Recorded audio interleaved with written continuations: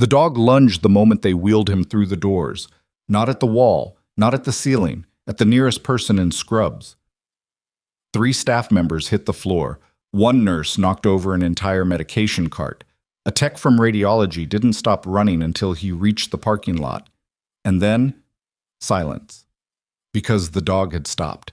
Not because of the big male vet with the tranquilizer already loaded in his hand. Because of her. The tired woman in the stained scrubs nobody ever looked at twice. She hadn't moved a single inch. If you've ever been underestimated, overlooked, or written off, stay with me until the very end of this story. Hit that like button and drop the name of the city you're watching from in the comments. I want to see just how far this story travels. The first thing people noticed about Iron Gate Veterinary Medical Center was the smell. Not the antiseptic, though that was there too, sharp and medicinal, cutting through everything like a blade. It was something underneath that. Something older. The smell of animals carrying pain they couldn't name, of people making decisions they'd carry home with them for years. The waiting room on the ground floor absorbed it all. The low hum of fluorescent lights, the plastic chairs that had been the wrong color since 2009, the donated watercolor of a golden retriever that hung slightly crooked above the reception desk and had hung slightly crooked for so long that nobody on staff even saw it anymore.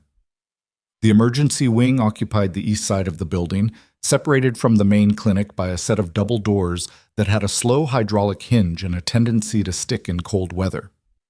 Harlow, Montana ran cold most of the year. The doors stuck constantly. It was a Tuesday in late October when everything changed, though nobody recognized it as that kind of day while it was happening. Days like that never announce themselves. They start ordinary. They start with the smell of bad coffee from the break room and a whiteboard schedule, and someone's half-eaten granola bar left on the counter for the 4th consecutive morning.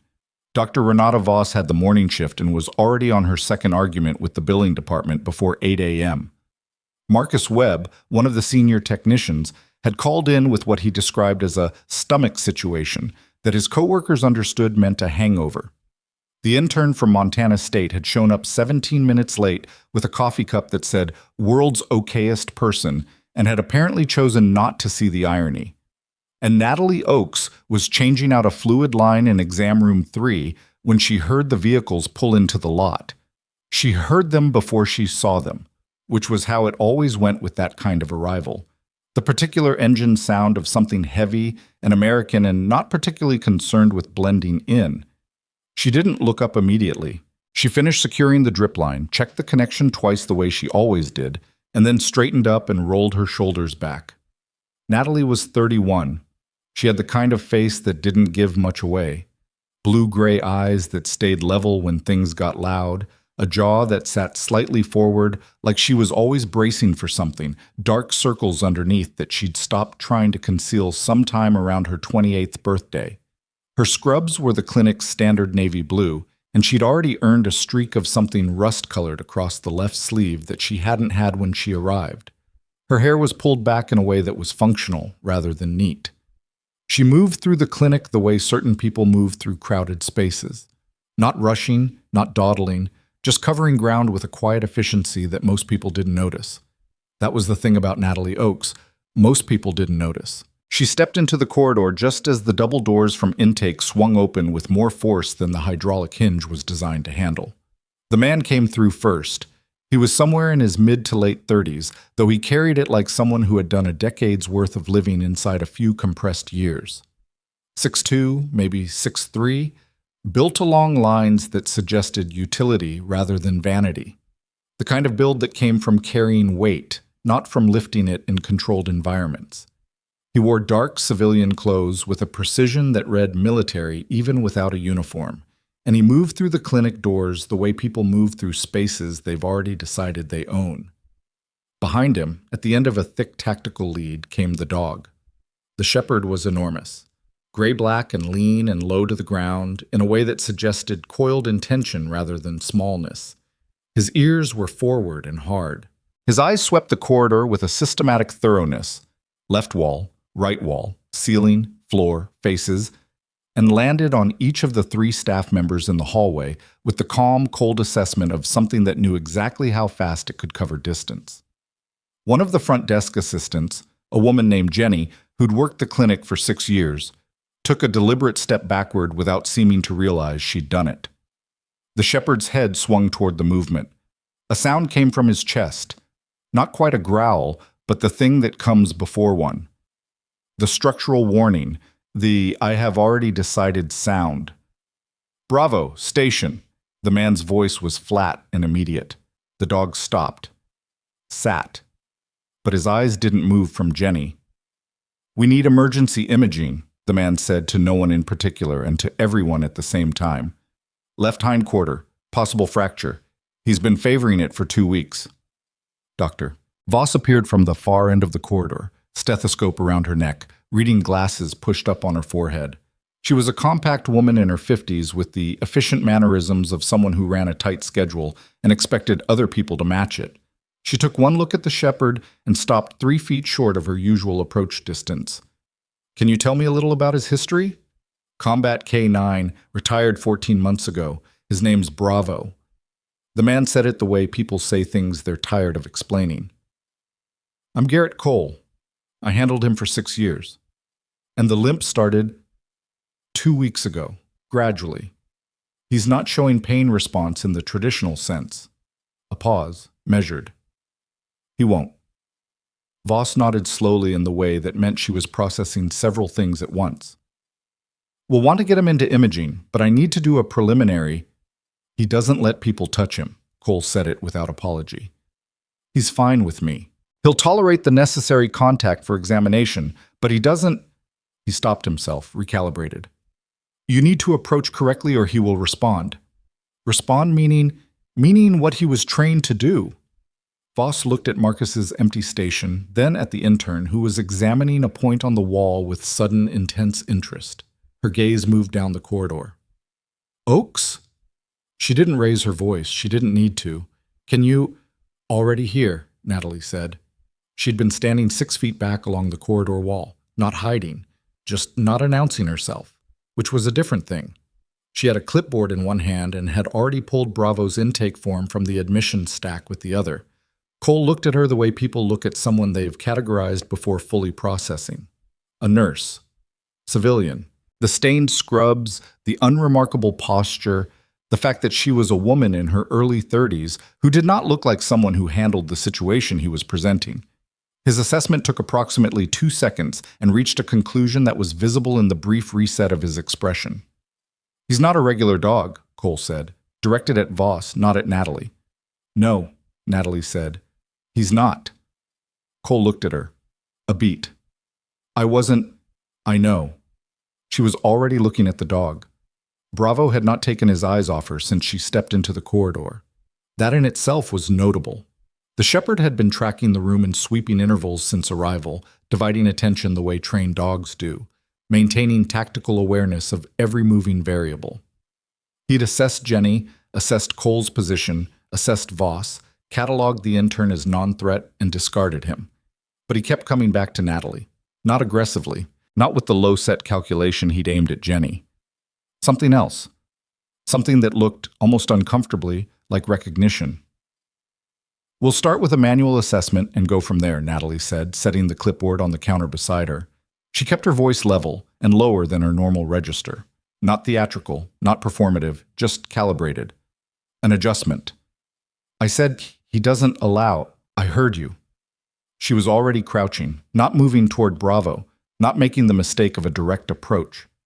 She crouched against the corridor wall, sideways to the dog. Her eyes dropped slightly off-center so she wasn't meeting his gaze head-on. Her hands were loose at her sides. Cole started forward. "Do not—" Bravo stood up. Cole stopped. The shepherd took one step toward Natalie, then another, moving with the careful deliberateness of an animal managing pain it has learned not to broadcast. His back left leg compensated subtly, a micro-adjustment in weight distribution that most people in that corridor would not have clocked. Natalie had clocked it the moment he walked through the doors. Bravo stopped 2 feet from her. His nose dropped. He scented her wrist, then her forearm, then lifted his head and looked at her from approximately 18 inches away with those flat, intelligent eyes. Then he sat down next to her like she had asked him to. The corridor was very quiet. Cole's jaw had done something complicated. That's... He stopped. His left hip is compensating. Natalie had one hand extended, palm up, letting Bravo make the decision. The shepherd pressed his muzzle briefly into her palm and then held still. He's been loading his right rear to protect it. See how he's sitting? The left haunch is elevated about 3 centimeters off his normal base.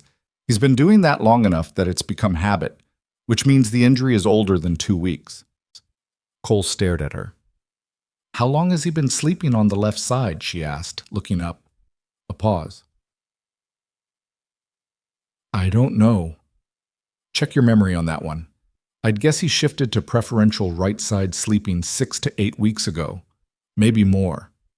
She rose slowly, without sudden movement, and Bravo tracked her without alarm. He needs full hip imaging, both sides for comparison, and I want blood panel before we touch him for anything procedural. She picked up the clipboard. I'll have intake. I'm not comfortable with just a nurse running this case. Cole's voice had an edge now. Not cruel exactly, but certain. The voice of a man accustomed to hierarchies and where he stood in them. No offense. I just need someone with more experience, Natalie said. She said it without inflection. No challenge in it, no defensiveness.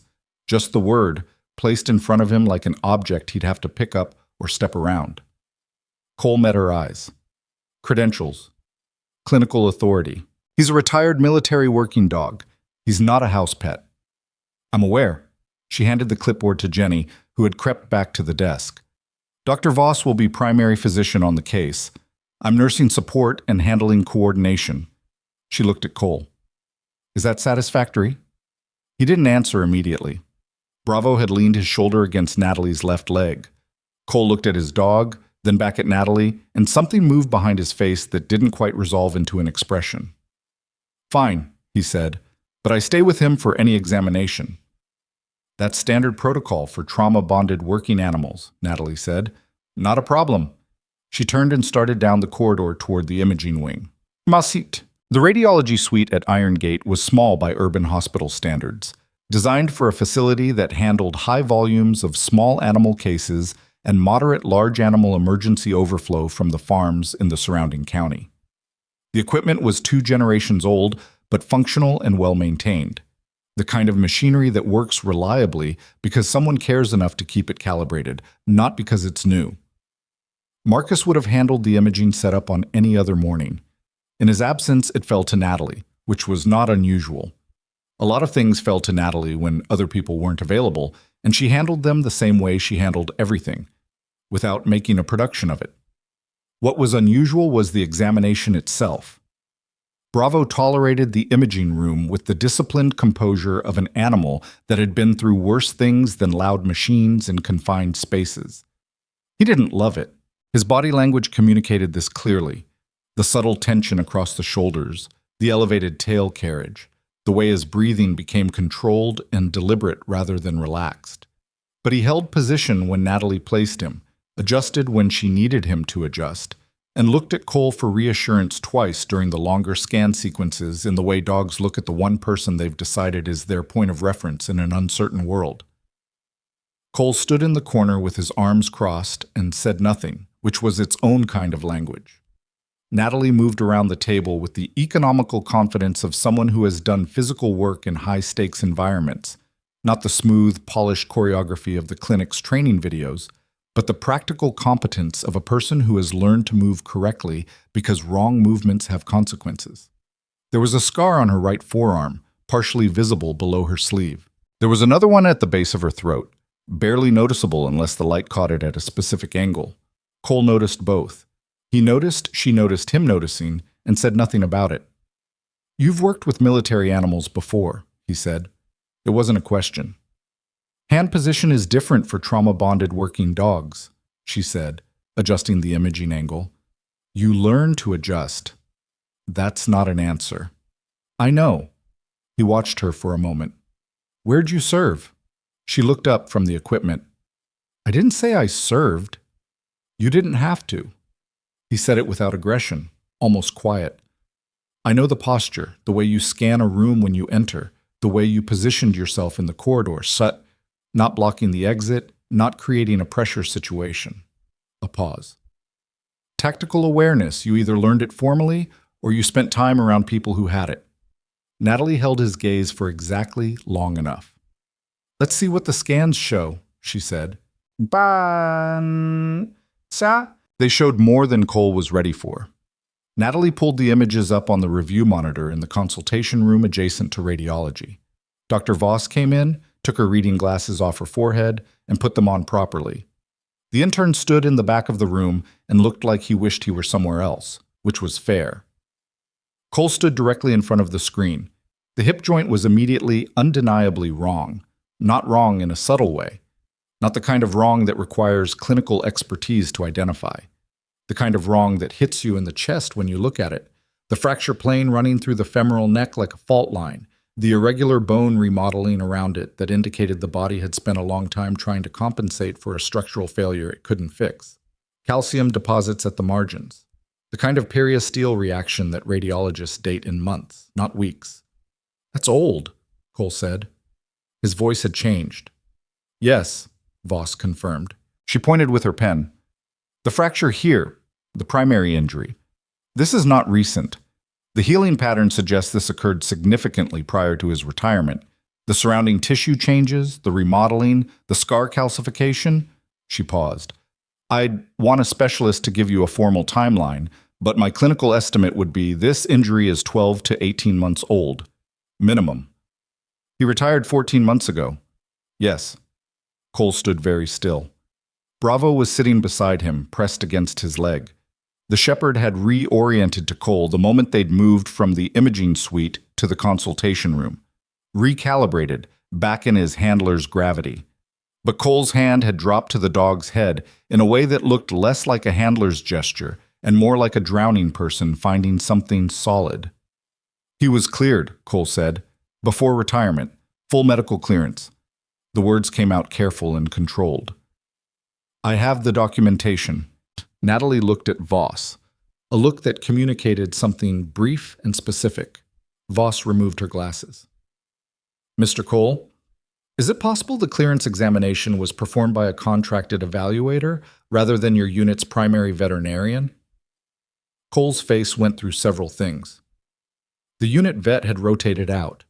There was a transition period. The contracted team handled the transition assessments. He stopped. His jaw worked. You're telling me this was missed? I'm telling you, Voss said carefully, that this injury would be very difficult to miss in a thorough imaging examination.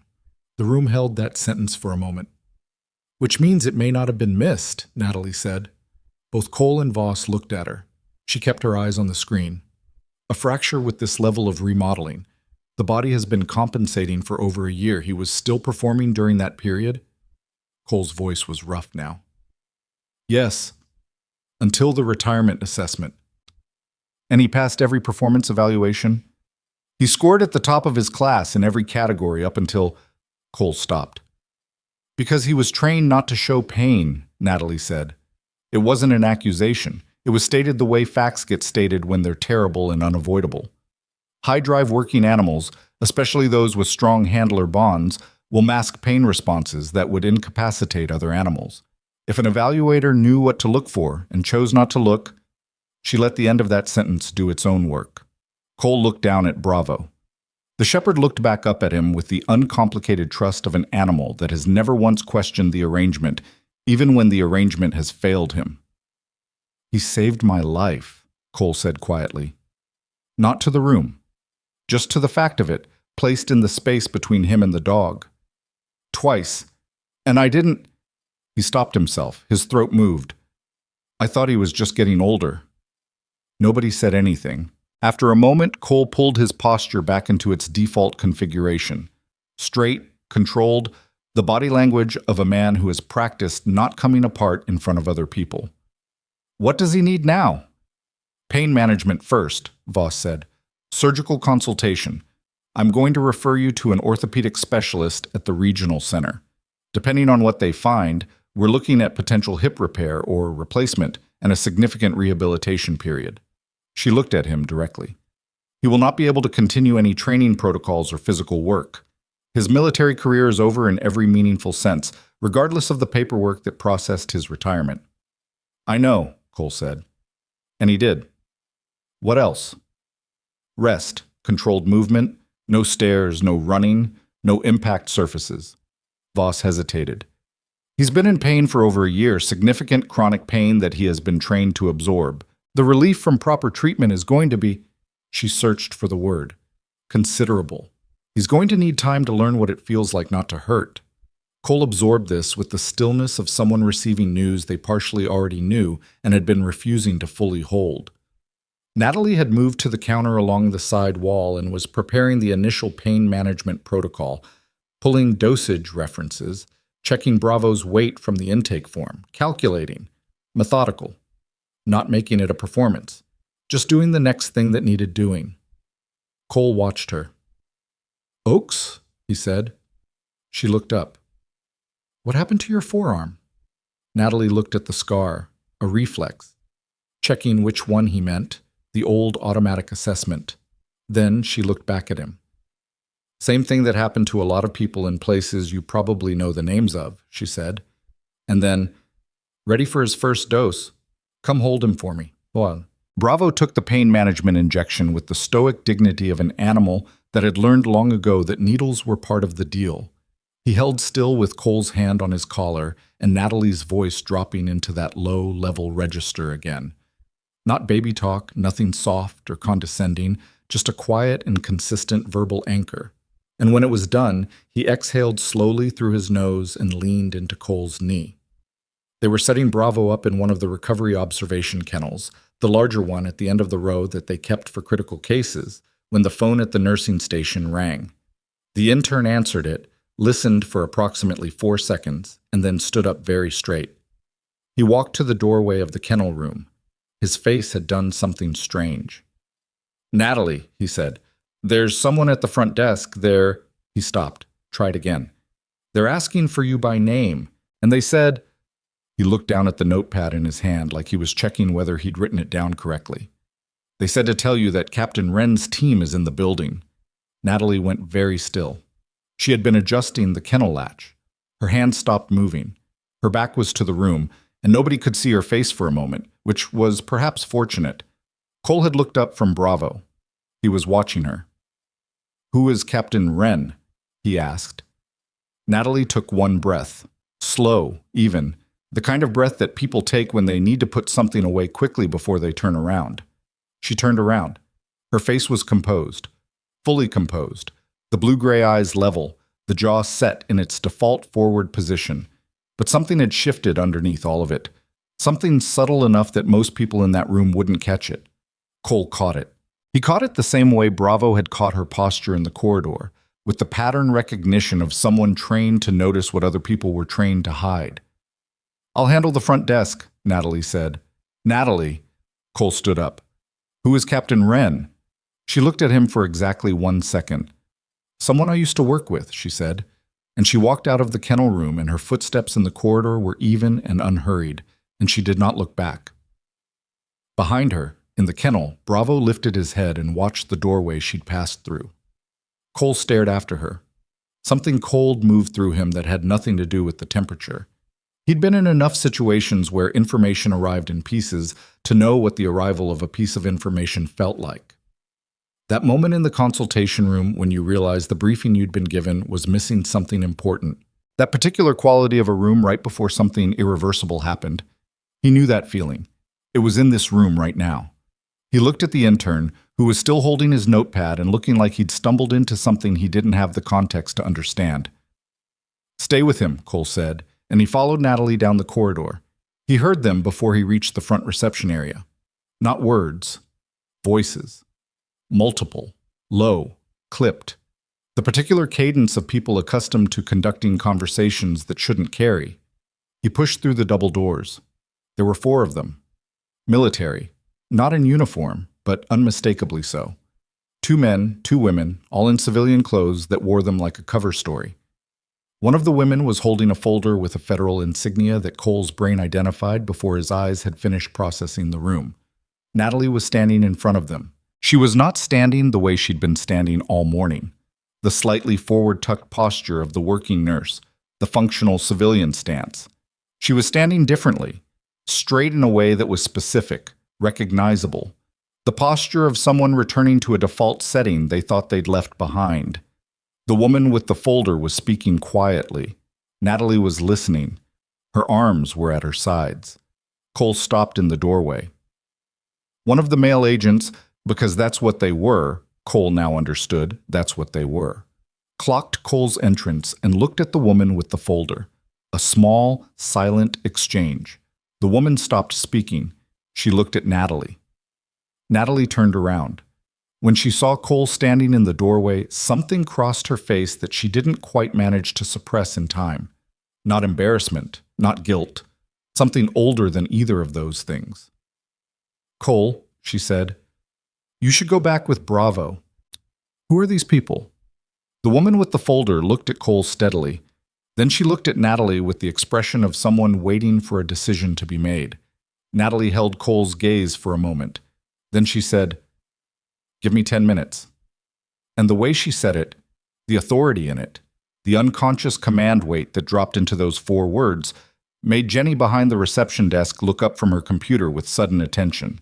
Made Cole's chest do something complicated, because he'd heard people speak that way his entire adult life. He'd spoken that way himself. And the people who spoke like that didn't learn it in nursing school.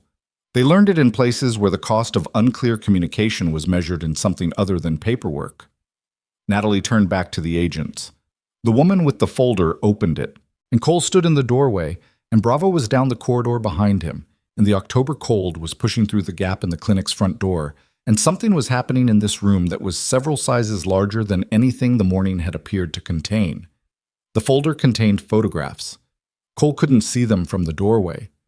The angle was wrong, and the woman holding it had shifted her body in a way that was either deliberate or had become second nature through years of doing exactly this kind of thing in exactly this kind of space. But he could see Natalie's face as she looked at them, and that was enough. She didn't flinch, didn't react with the visible shock of someone encountering something unexpected. She looked at each photograph with the concentrated stillness of someone confirming information they had already partially possessed, assembling pieces they'd been carrying separately into a shape they could now see whole. That was worse, somehow, than if she'd flinched. Cole stepped fully into the reception area. The male agent nearest the door moved, not blocking, not exactly, but repositioning in a way that communicated preference. "Sir," his voice was professionally flat. "This is an ongoing—" "I know what it is," Cole said. He looked past the agent at Natalie. 10 minutes was your number. I'm staying in the room." A beat. Nobody spoke. Then Natalie said, without looking up from the folder, "Let him stay." The agent stepped back. Not happy about it, but compliant. Natalie turned the last photograph over and closed the folder herself, a gesture the woman hadn't offered, but didn't protest. She handed it back. Squared her shoulders. Not the theatrical kind of squaring, just the small internal adjustment of someone taking on weight and redistributing it. "When?" Natalie asked. "Evidence formally submitted to the investigative board 48 hours ago," the woman said. Her name, Cole would later learn, was Harker. She had the contained effect of someone who delivered difficult information regularly enough that she'd developed a system for it. The timeline suggests active concealment going back approximately 22 months. "Who's the lead on the investigation?" "Donahue, out of the regional compliance office." A pause. "He asked for you specifically." Something moved across Natalie's face. "Donahue knows where I am?" "We know where everyone is," Harker said. Not unkindly. Natalie was quiet for a moment. Jenny had stopped pretending to work at the front desk, which was understandable. There was nothing in her job description that covered this particular situation, and the pretense had become difficult to maintain. "What do you need from me right now?" Natalie asked. "Your records. Anything you documented during the transition assessment period. Treatment logs, evaluation notes, anything that went through your hands before you separated."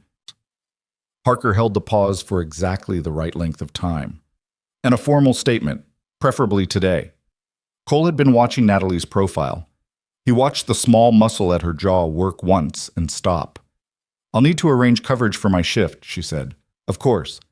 She turned then and found Cole still standing 3 feet behind her, which she clearly had not forgotten, but may have hoped he'd have the decency to appear to have forgotten. She looked at him with the expression of someone making a rapid calculation about how much damage control was available and what form it should take.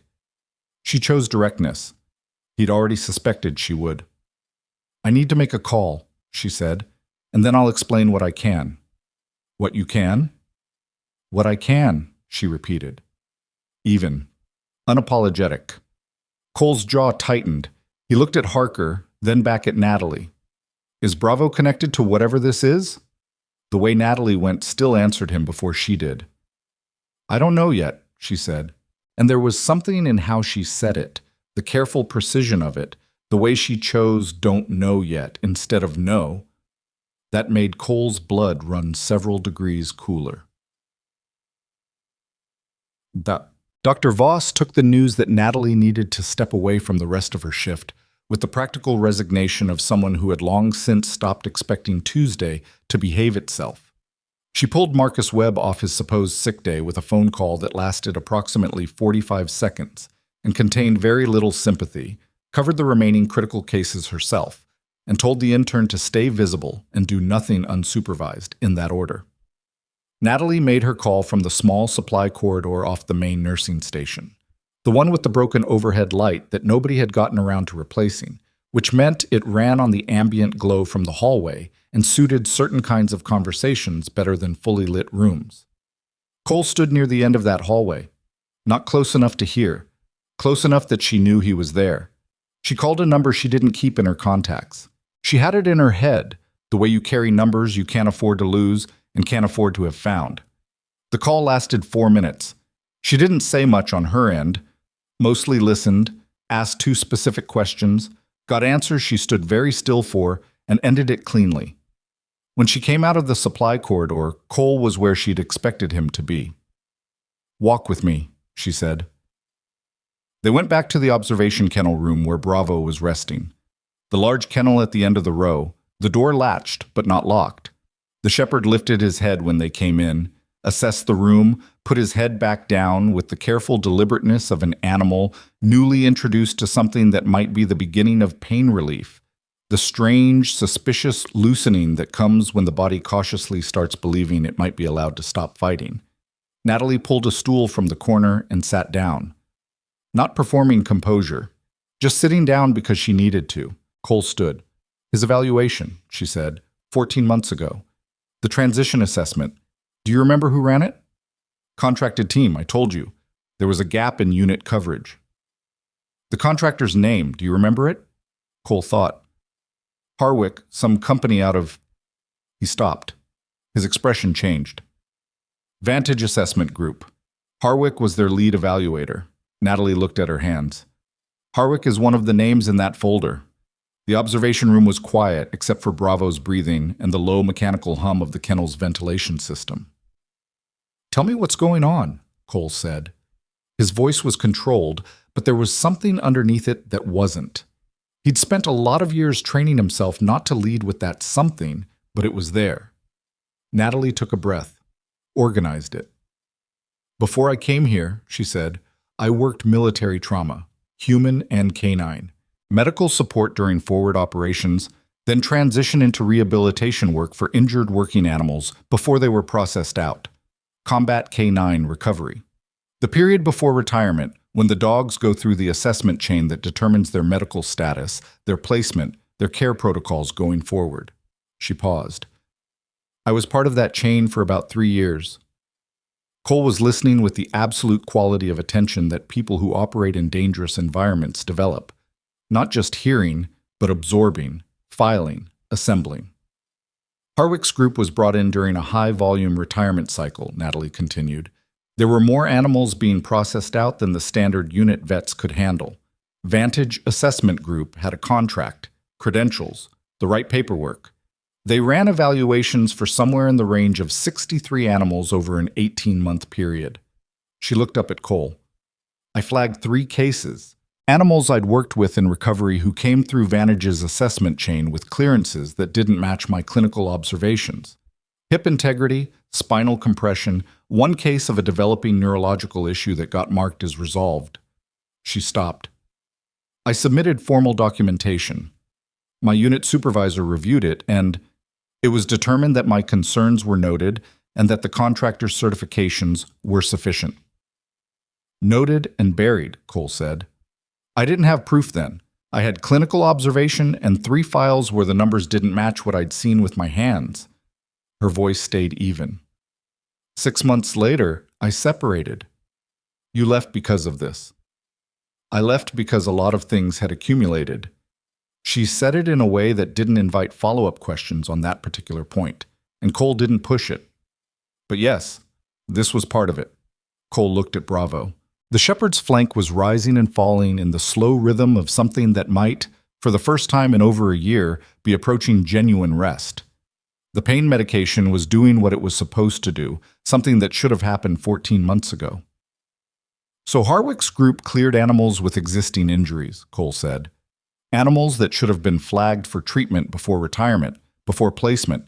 They signed off on medical status that was either negligently wrong or deliberately falsified, Natalie said. The investigation will determine which. A beat. But the remodeling in Bravo's hip, the pattern Voss showed you, that level of skeletal change doesn't happen quietly. You don't miss it if you're looking. An evaluator doing a thorough imaging review of a working animal would see that. She met Cole's eyes. If they were looking. Cole sat down on the floor. Not dramatically, just the simple downward movement of someone whose legs have decided to negotiate. He sat with his back against the kennel wall and his forearms on his knees and looked at the middle distance. Bravo lifted his head, assessed, shifted carefully onto his better hip, and leaned in the direction of Cole's voice even from inside the kennel, that old gravitational pull that years of partnership create between a dog and the one person they've fully decided is their anchor point. He was in pain, Cole said, for the entire time he was with me after retirement, in my apartment, on my couch. When I thought he was just slowing down, getting older, that he'd earned the rest, he stopped. His jaw was doing what it had done in the consultation room, working through something that didn't have a clean exit. He was hurting every day. He didn't show it because he was trained not to, Natalie said, and because he was with you. High-drive animals and strong handler bonds will mask pain more intensely with their person than with strangers. There's a protection component to it. He was keeping it together for you.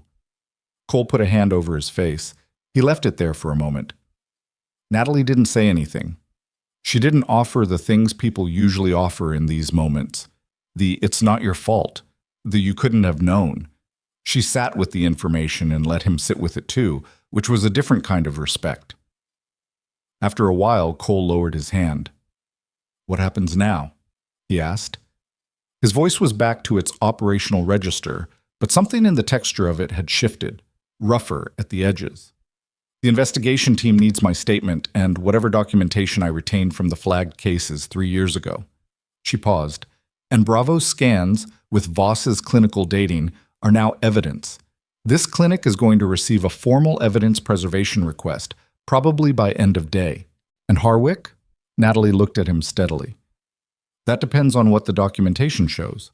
If the falsification is as systematic as the preliminary evidence suggests," she stopped herself from finishing that particular sentence the way she'd intended to finish it. "It won't be civil." Cole absorbed this. His expression was doing the thing it did when he was processing something that had implications in multiple directions simultaneously. The particular flatness of a person running scenarios. "How many dogs?" he asked. "Total, not just your 3. If Vantage ran 63 evaluations and this is a pattern, the investigation will determine that." "How many, Natalie?" She looked at him for a long moment. "Possibly all of them," she said quietly. "The room received this. 63 animals. 63 retired working dogs, placed in homes and foster programs and secondary service roles, carrying injuries that may have been signed off on by evaluators who knew what they were signing off on. 63 handlers who had trusted a process designed to ensure the animals that had worked alongside them were given what they'd earned." Cole looked at the ceiling. Bravo made a small sound, not distressed, just checking, and Cole dropped his gaze and said quietly, "Easy, buddy." and the shepherd settled. Harker and her team set up in the small conference room that Irongate used for staff meetings and occasional client consultations. It was not designed for federal-adjacent investigative work, which meant they were using a table with a wobble on the left side and chairs in 3 different styles that the clinic had accumulated across a decade of replacements. But nobody commented on this.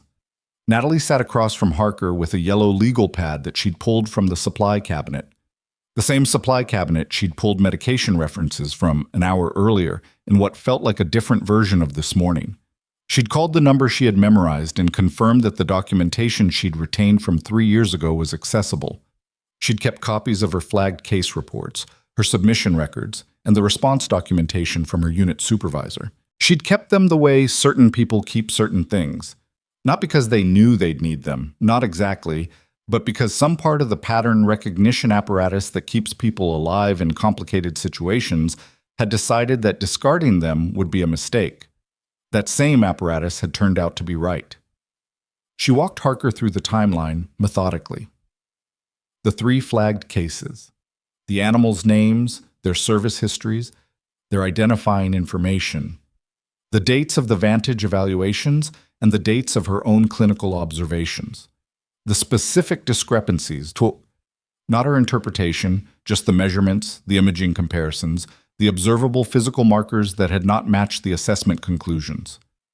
Harker had a recorder running, a second agent taking handwritten notes, and the expression of someone who had spent enough time in this work to have learned not to telegraph reaction. But twice during Natalie's account, she glanced at her note-taking colleague with a look that Natalie recognized as the look of a person who is confirming that what they are hearing is as significant as they thought it was.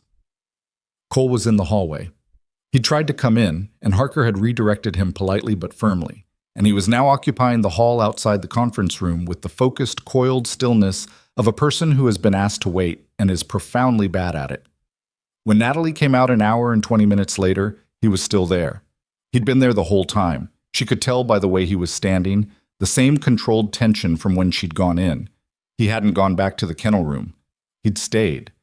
She didn't know what to do with that exactly, so she put it aside for the moment. They need Voss to make the imaging records formally available, she said. Evidence hold. I'll walk you through what happens to Bravo's case practically. It doesn't change his treatment protocol. The scans just become part of a legal chain of custody. I understood the first time, Cole said. He was looking at her with something that was more complex than anger, though there was anger in the mix. Why didn't you push harder? 3 years ago, when you filed and they buried it, why didn't you go outside the chain? It was a fair question. It was also a question that assumed certain things about how the world worked that Natalie had spent 3 years recalibrating her understanding of. I was 28, she said. I was a nurse specialist 3 years out of my initial deployment posting. I had clinical observation notes and the documentation of 3 cases, and the contractor had a federal certification and the signatures of 4 senior officers on their contract. She held his gaze. I would have been managing a complaints process against a federally contracted assessor with the backing of exactly 0 institutional support, and I had... She stopped, started again differently. I had other things happening. I made the choice to leave. I thought the documentation would stay buried. But you kept it. But I kept it, she said. Cole studied her for a moment. That assessing quality again, not unkind, just thorough. You've been waiting for it to surface.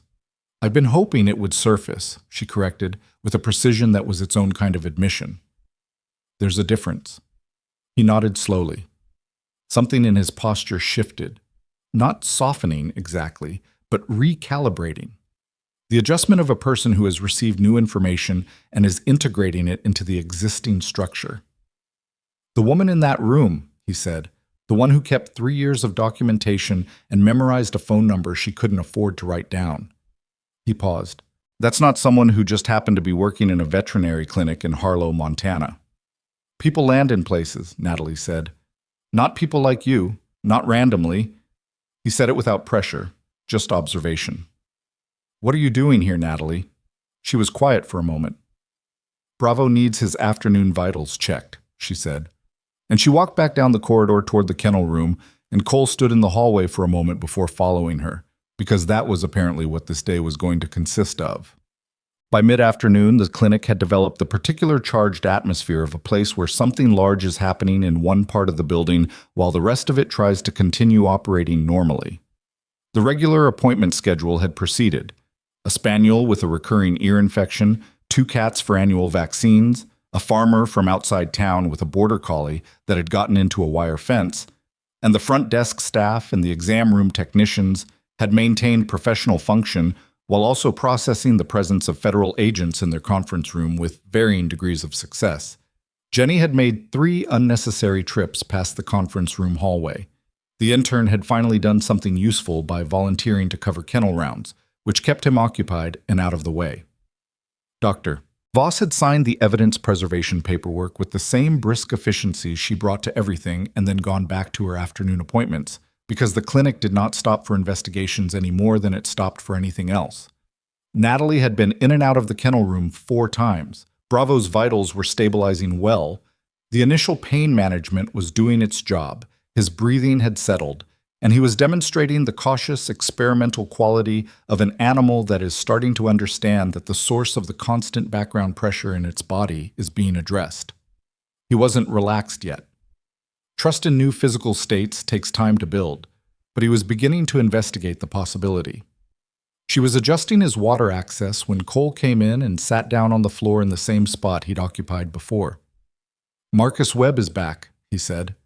"The big technician. He keeps looking at the conference room." "He does that when things are outside his control," Natalie said. "He'll settle down." "Does he know what's happening?" "He knows there are investigators in the building and that it's related to my prior service. That's all anyone on staff knows." She closed the kennel door, not all the way, just enough, and leaned against the adjacent kennel. "Voss knows more because she's the primary physician, and the evidence request required her direct involvement. She won't talk." Cole looked at Bravo. The shepherd was watching him with half-lidded eyes, the drowsy alertness of an animal that is tired but not willing to fully surrender consciousness. Still monitoring, still doing the job at some base level, even when the body was finally starting to let go.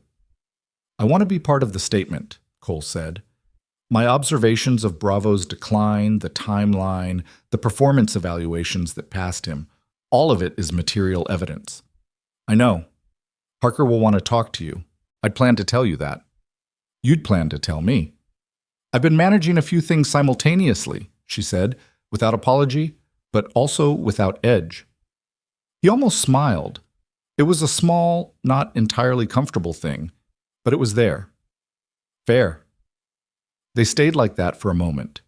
Him on the floor, her against the kennel, Bravo between them in the drowsy, careful process of beginning to rest, with the particular quality of quiet that settles between 2 people who have been moving through an intense situation together and have arrived at a momentary pocket of stillness. "You were good at it," Cole said. "The combat K9 work, I can tell." "I was decent at it." "Titan." He caught himself, readjusted. "Bravo. He trusted you in under 3 minutes. That dog doesn't trust anyone under 3 years." He looked at her directly. "Decent is the wrong word." Natalie looked at the floor. "I was good at the work," she said, in a way that suggested the rest of that sentence was more complicated. "The work itself." Cole waited because he'd learned to read the cadence of what she left out. "I wasn't good at the system around the work," she said finally. "The chain, the institutional, the way things were supposed to happen, and the gap between that and how they actually happened." She exhaled slowly. "I kept thinking the system would correct, that if I documented correctly, submitted through the right channels, followed the protocol." She stopped. "Protocol assumes the people enforcing it want the same outcome you do. That's not always a safe assumption." "No," Cole said. "It isn't. I know that now in a way I didn't know it at 28. She glanced at him. "Is that growth or just damage? I've never been sure." "Could be both," he said. "Usually is." She nodded slowly. The honest, unlabored quality of someone receiving an answer that fits. Bravo's breathing had deepened. He had finally and fully fallen asleep, the heavy, total sleep of an animal that has been white-knuckling through pain for so long that the moment the pain recedes, the body takes what it's owed without negotiation. Cole looked at his dog sleeping, and his expression did the thing it had done a few times throughout the day. That opening up, that exposure, the cracks in the operational facade, where something real and not particularly controlled showed through. He would have kept going, Cole said quietly. Until he couldn't. He would have... He stopped. That's the thing about them. They never stop. You have to stop them, and to stop them, you have to know it's time, and knowing it's time requires them to tell you, and they don't. They don't, Natalie agreed. That's why the people around them have to pay attention. She paused. You brought him in. 2 weeks in, you noticed something was wrong even though he wasn't showing you, and you brought him in. A lot of handlers don't. I should have noticed sooner. Probably. So should the system that was supposed to catch it before you had the chance to notice or not notice. She met his eyes when he looked up. The failure was not yours alone, not even mostly yours. He held her gaze. Something moved through his expression, something that wasn't agreement quite, but was adjacent to it. The beginning of allowing a different accounting of things. The conference room door opened down the hall. Both of them heard it. The sound of multiple footsteps, the particular density of sound that indicated movement with purpose. Harker's voice, low but carrying, "Get Donahue on the line, now." And under that, another voice, male, clipped, a single sentence that came through the wall with the clarity of words spoken with no care for who heard them. Natalie came off the kennel wall in one smooth movement. Every degree of looseness she'd allowed herself in the last half hour was gone. Cole was already on his feet. What did they find? She was already moving toward the door. Natalie. He followed. What was that? She pushed through the kennel room door into the corridor. Harker was standing at the far end with her phone to her ear, and two of her agents flanking her with the body language of people who have just received information that has upgraded the urgency level of everything they're doing. The second male agent, the note-taker, was at the supply corridor with a laptop open. He'd pulled up something. Cole could see the glow of a screen, multiple windows, a document with column formatting that looked like records. Harker ended her call. She looked at Natalie. We've been pulling the Vantage Assessment Group records, she said. Full client roster for the 18-month contract period, cross-referenced against current placement status of the evaluated animals. She paused.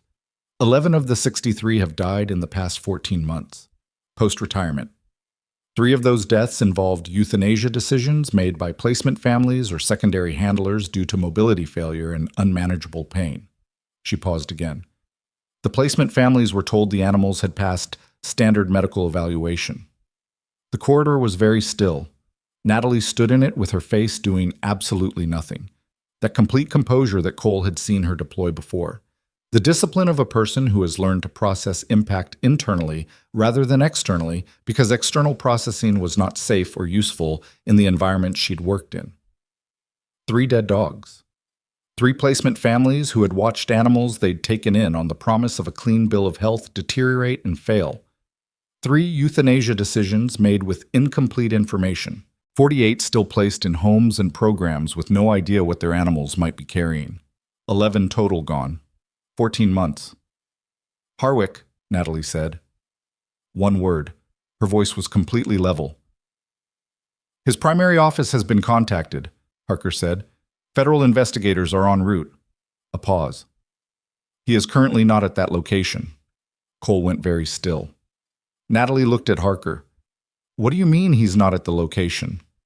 His office staff says he left this morning, approximately 4 hours ago. Harker's eyes were steady, giving Natalie exactly the information she was giving her and watching the processing in real time.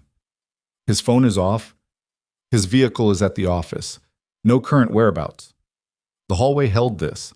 Cole's hand had dropped to his side where, in a different version of his life, something else would have been. Natalie turned and looked at the far wall for a moment. Just the wall, bare drywall, with a faded informational poster about canine heartworm prevention, something to focus on while she ran through what this meant and what it implied and what came next. Her jaw was set. Her breathing was controlled. But her hands, hanging at her sides, had closed into loose fists. He knows, she said. Someone told him. That's one possibility, Harker said. That's the only possibility, Natalie said. and the flatness of her certainty was its own kind of statement about how many times she had been through a version of this. Information moved through channels, someone warned, the accountability rerouted before it could arrive. He had 4 hours. We have protocols. Your protocols assumed you had a contained situation. She turned back to Harker. Who else is on the Vantage roster? Not just Harwick. He ran the evaluations, but he didn't run the contracting. Who signed the original agreement? Who approved payment continuation after my formal complaint was filed and not actioned? Harker looked at her for a moment with the expression of someone reevaluating the person they're looking at.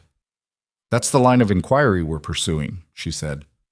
That's the line of inquiry you need to run fast, Natalie said. Because if Harwick had 4 hours and a warning and a vehicle he chose not to take, he's either already in a car someone else drove or he had a contingency that didn't involve his primary vehicle. Either way, he didn't panic. People who don't panic have plans. She paused. He's done this before. Something shifted in Harker's posture, subtle, but there. The recalibration of someone receiving strategic intelligence from a source they hadn't fully valued until this moment. Oaks, Harker said.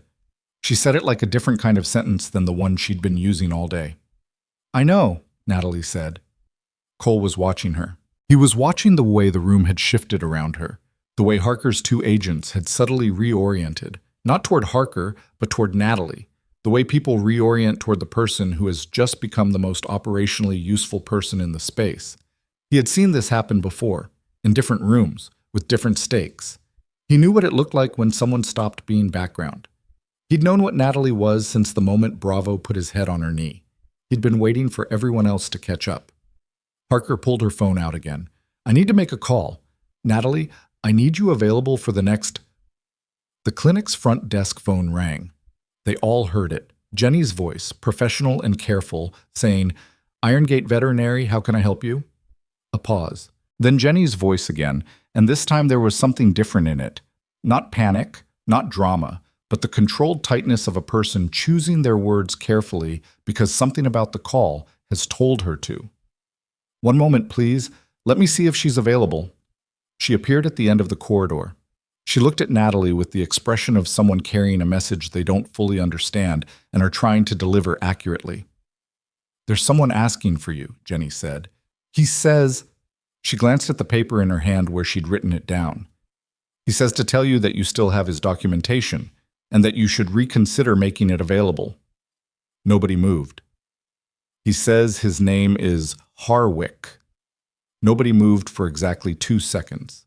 Then Harker's hand came up, a flat, open gesture directed at her agents, and the room reorganized itself without a word being spoken.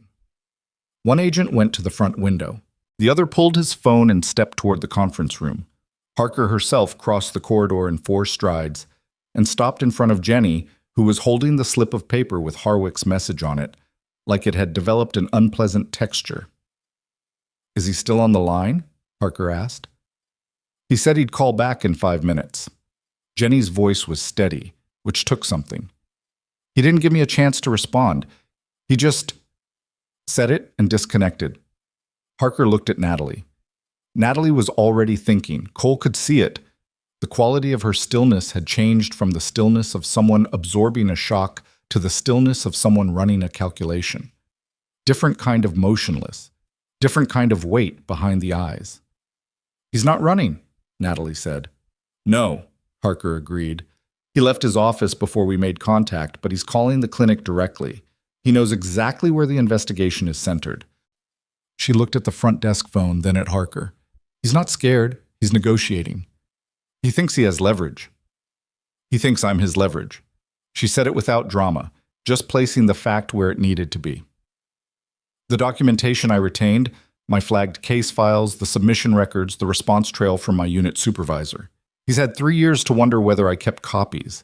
Now he knows the investigation is active, and he's assuming I'm the origin point. She paused. He wants me to decide the documentation isn't worth what it costs me. What does he think it cost you?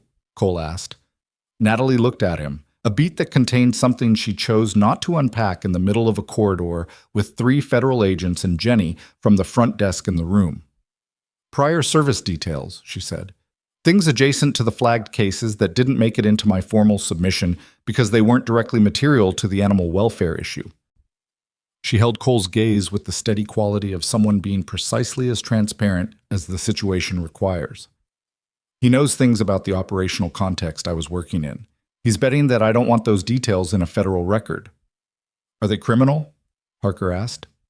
No. Flat. Immediate. But they're complicated. And complication in a federal investigation creates friction and delay and the kind of attention that makes people who have been living quietly in Harlow, Montana, very visible in ways they've spent 3 years avoiding. Cole looked at her. She didn't look back. Harker was already recalculating. If he calls back, when he calls back, Natalie said. When he calls back, we need the call traced, and we need him talking long enough for location acquisition. That means someone he trusts on the line, or someone he thinks he's winning against. She looked at Natalie with the direct clinical assessment of someone making a personnel decision. Can you do that? Yes, Natalie said. No hesitation, no qualification. He's going to push on the documentation. I know. He's going to imply consequences. I know. Her voice hadn't changed register once. Set up the trace. Tell me when you're ready. The trace equipment was not glamorous. Harker's team had a portable unit in the vehicle outside, the kind of setup that looked less like television and more like someone's overworked laptop connected to a box with too many cables. And getting it integrated with Iron Gate's phone system required 12 minutes and a cooperation call with the clinic's telecommunications provider that Harker made in a tone that left no room for processing delays. Voss had been brought in and briefed. She'd stood in the conference room with her arms crossed and listened to Harker's summary with the expression of someone who was angry on behalf of 63 animals and was using procedural compliance as the container for it.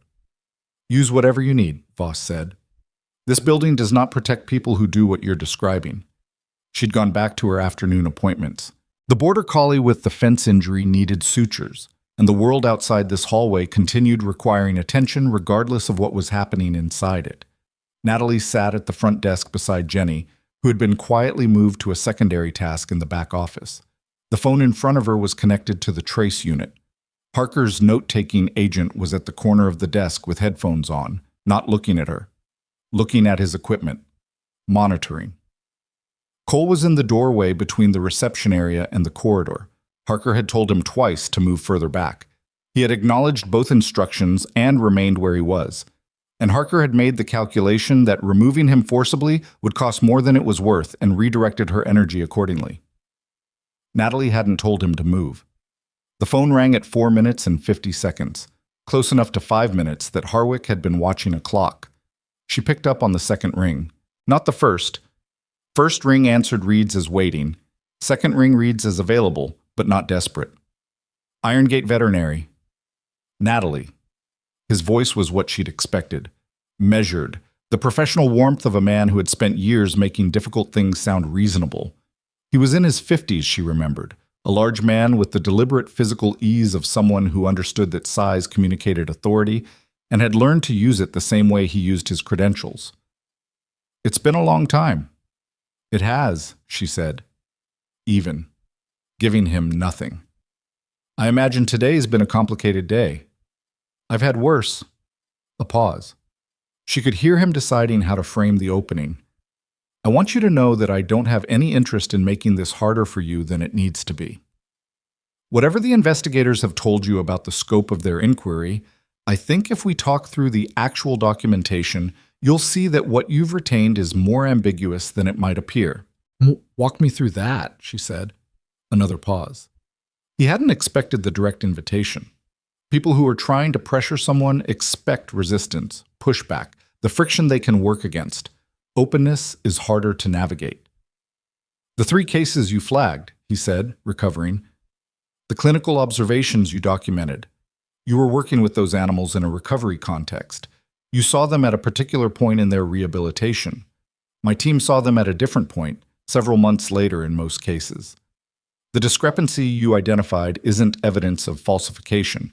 It's evidence of 2 different observation windows producing 2 different clinical pictures. Bravo, Natalie said. Silence. The shepherd that came in this morning, she said. The hip fracture. 12 to 18 months old, with periosteal remodeling consistent with chronic load bearing under an unrepaired structural failure. Your evaluation cleared him 14 months ago. She paused. What observation window explains that? The pause on his end was longer this time. When he spoke again, the professional warmth had thinned. That animal's case is more complex than a single imaging result. His handler's statement covers a 14-month timeline of behavioral and physical decline, she said. I have clinical imaging with Voss's dating attached.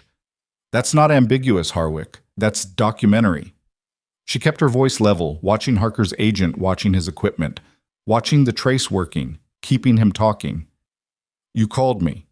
You said I have your documentation. What documentation? The operational reports. He said it carefully. From the forward rotation. The cases that didn't make it into your formal submission. Because they weren't material. Because you chose not to include them.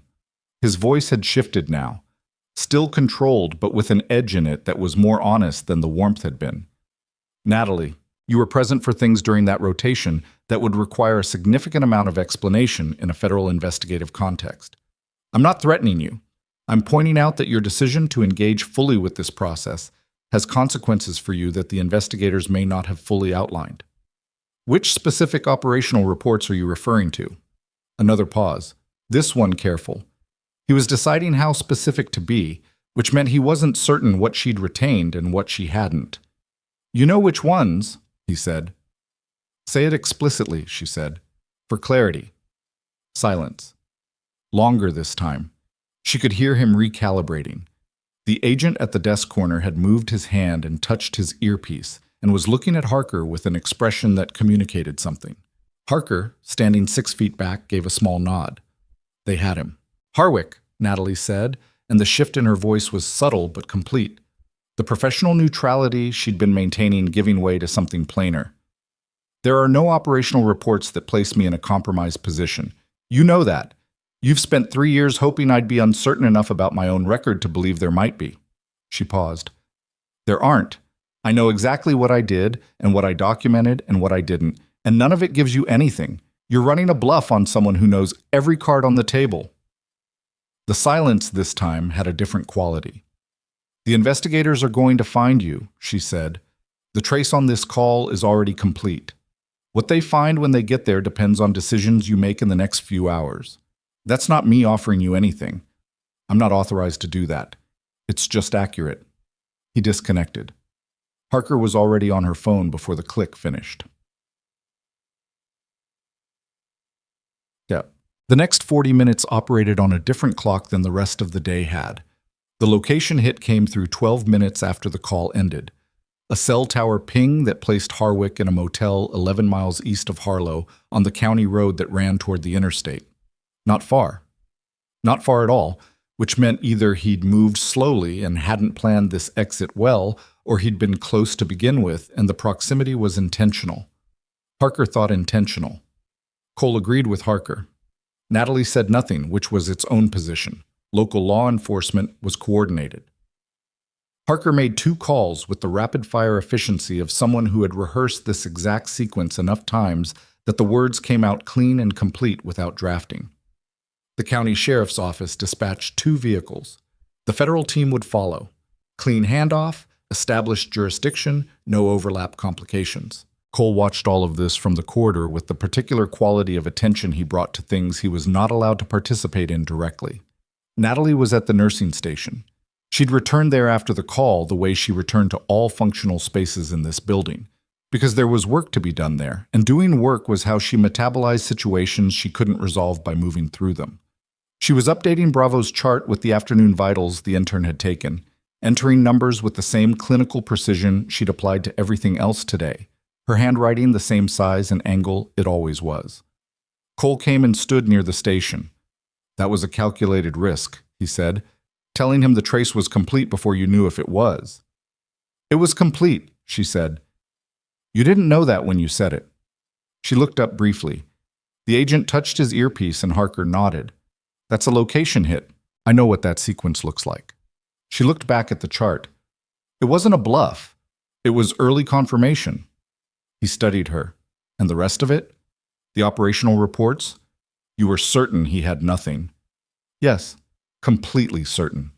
She set her pen down and looked at him directly.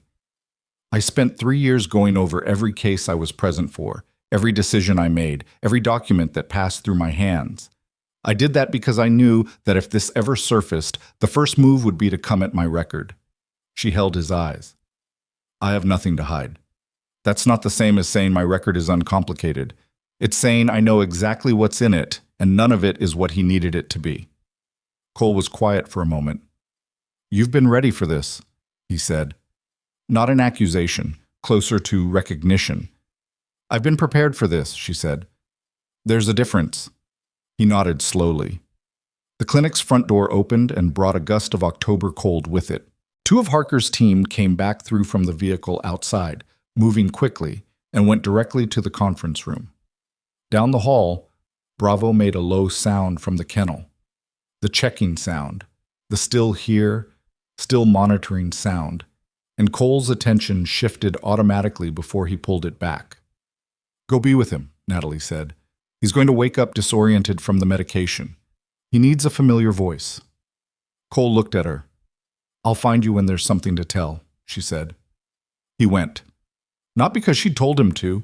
She'd told him things all day and he'd chosen his own response to all of them, but because she was right, and because sometimes the most useful thing a person can do in a situation they can't control is go take care of the one thing they can. Harwick was in custody by 4:47 p.m. Harker relayed this to Natalie in 4 sentences in the corridor outside the conference room.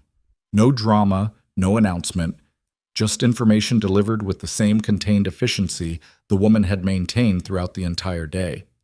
2 of the sheriff's deputies had made contact at the motel. Harwick had not resisted. Federal agents were en route to the location, and the formal processing would happen at the county facility pending jurisdictional confirmation. Natalie said, "Thank you." Harker looked at her for a moment with something that wasn't quite professional assessment and wasn't quite personal. The documentation you retained, she said. The 3 years you held that. It's the reason this investigation has a foundation. She paused. Most people don't. I know, Natalie said. I want you to know we know that. Natalie looked at the wall, the heartworm prevention poster, the slightly wobbly corner where it hadn't quite adhered properly. These small, specific details of ordinary life that had surrounded this very large, very specific day. There are 48 dogs still in placement, Natalie said. We're working the list. How fast? As fast as the system moves. Natalie looked at her. The system moves at the speed of whoever's driving it. How fast are you moving it? Harker held the look. Then, as fast as I can, which is faster than you might expect. A pause. We've already cross-referenced 12 placement addresses. Outreach begins tomorrow morning. Some of those animals may need immediate clinical intervention. I know, we have protocols for coordinating with the receiving veterinary facilities.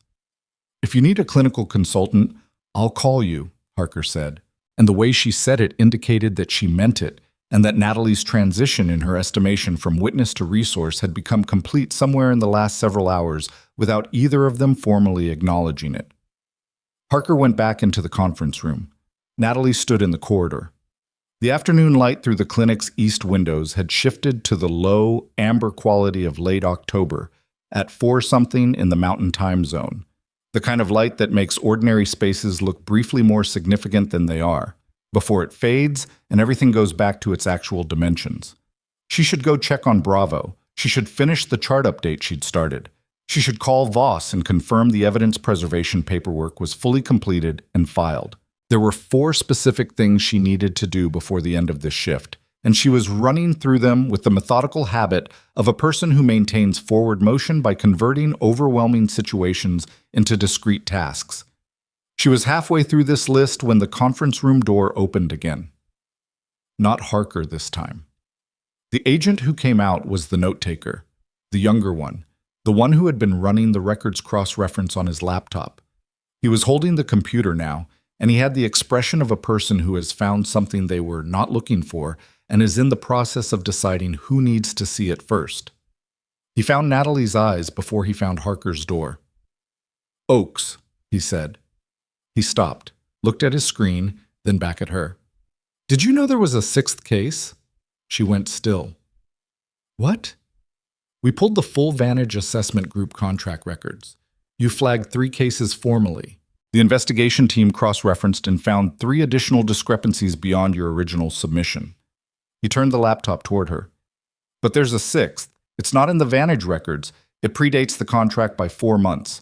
Different evaluator, same signature pattern on the clearance documentation. Natalie looked at the screen. Her face did something she couldn't completely control. That animal, the agent said, watching her. The clearance record shows a handler name. He paused. The handler name is yours. The name on the clearance record was hers, not her handwriting, not her signature.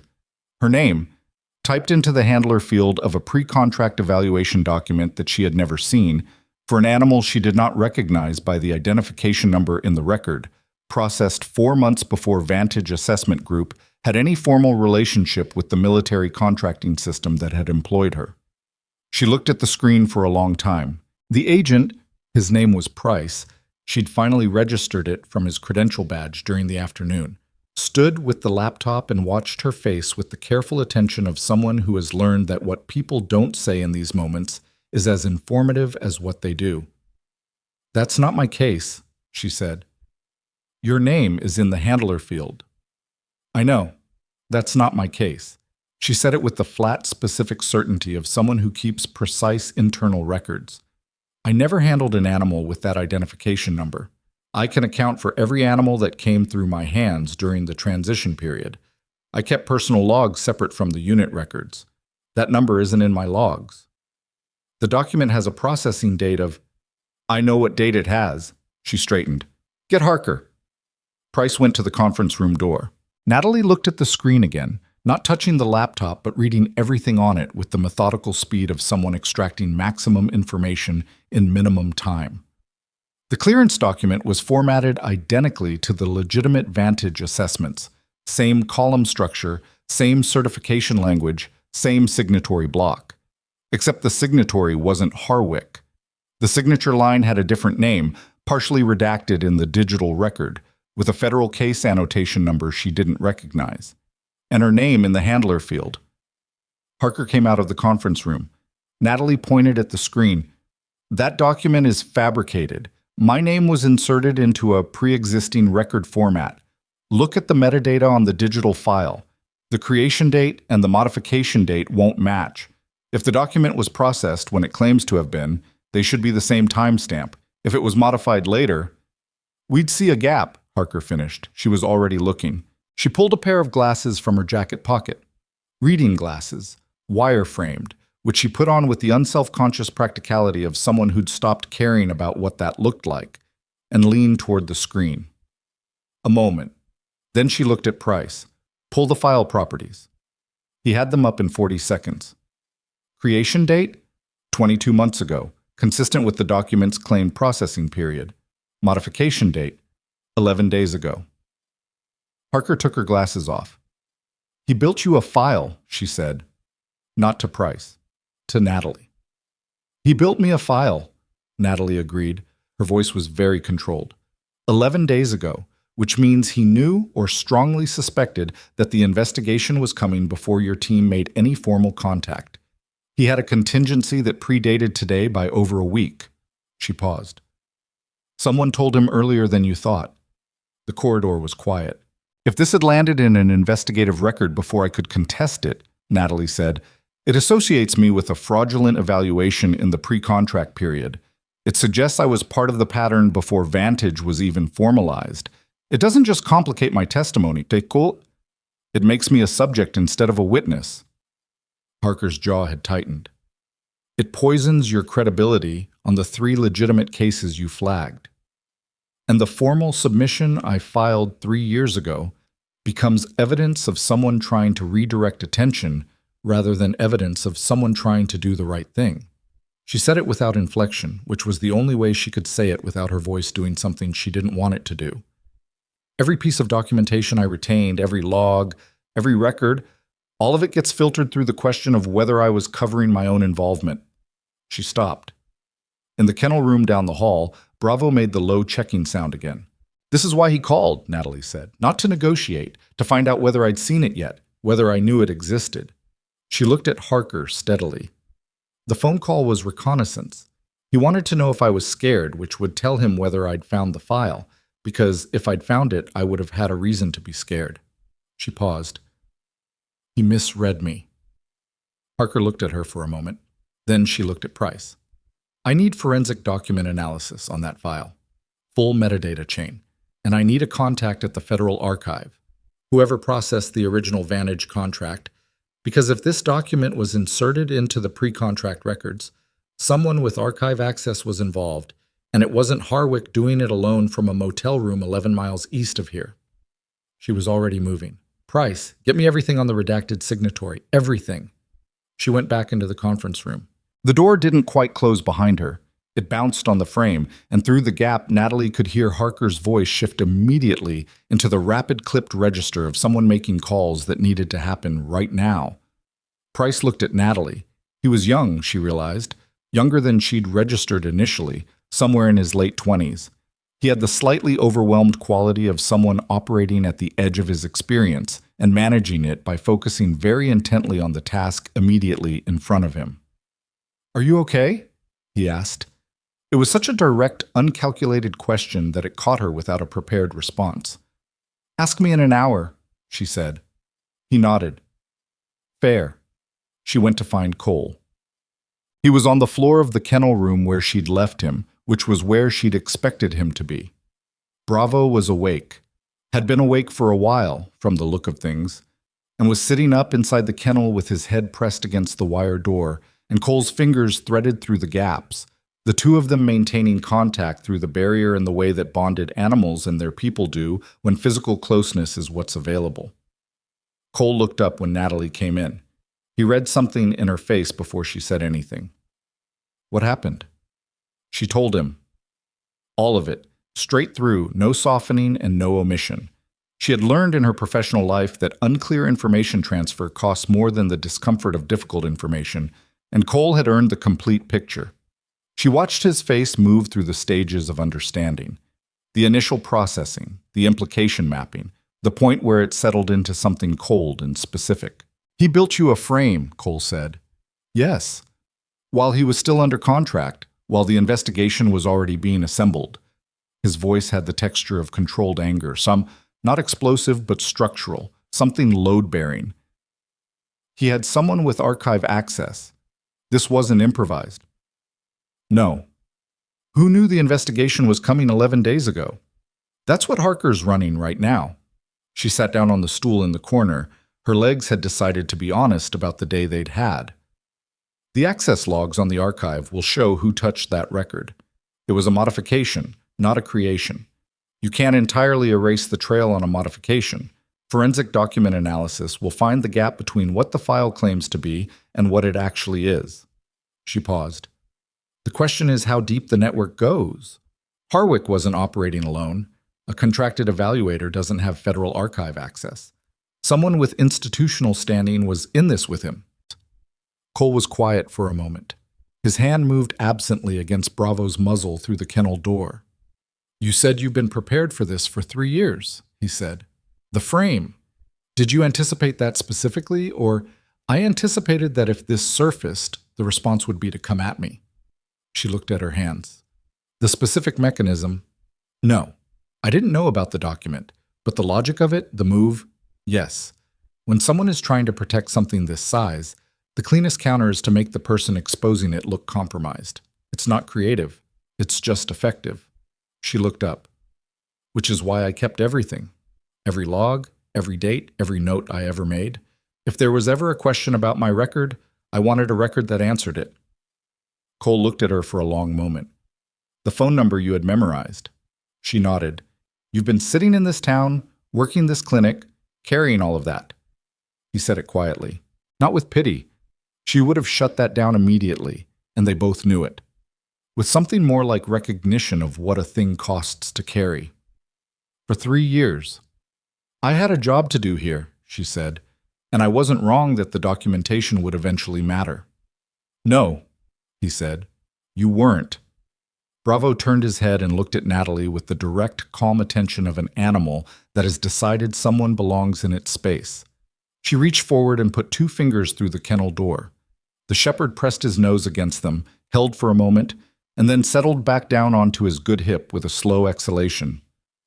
"He's responding well to the pain management," she said, because she needed to say something that was about the work and not about the accumulated weight of the last several hours. "I know," Cole said. "I can tell." He watched his dog for a moment. He slept for almost 2 hours, real sleep, not the... He used to sleep with one eye open. Every surface in my apartment, I thought it was a habit. I thought it was the training. His voice had gone rougher. It was pain. He couldn't let go enough to actually sleep. She didn't say anything. 2 hours, Cole said again. The kennel room held that. Harker came to find Natalie 40 minutes later. She came alone, which was a different configuration than any of her previous corridor appearances. She closed the kennel room door behind her, which was another difference.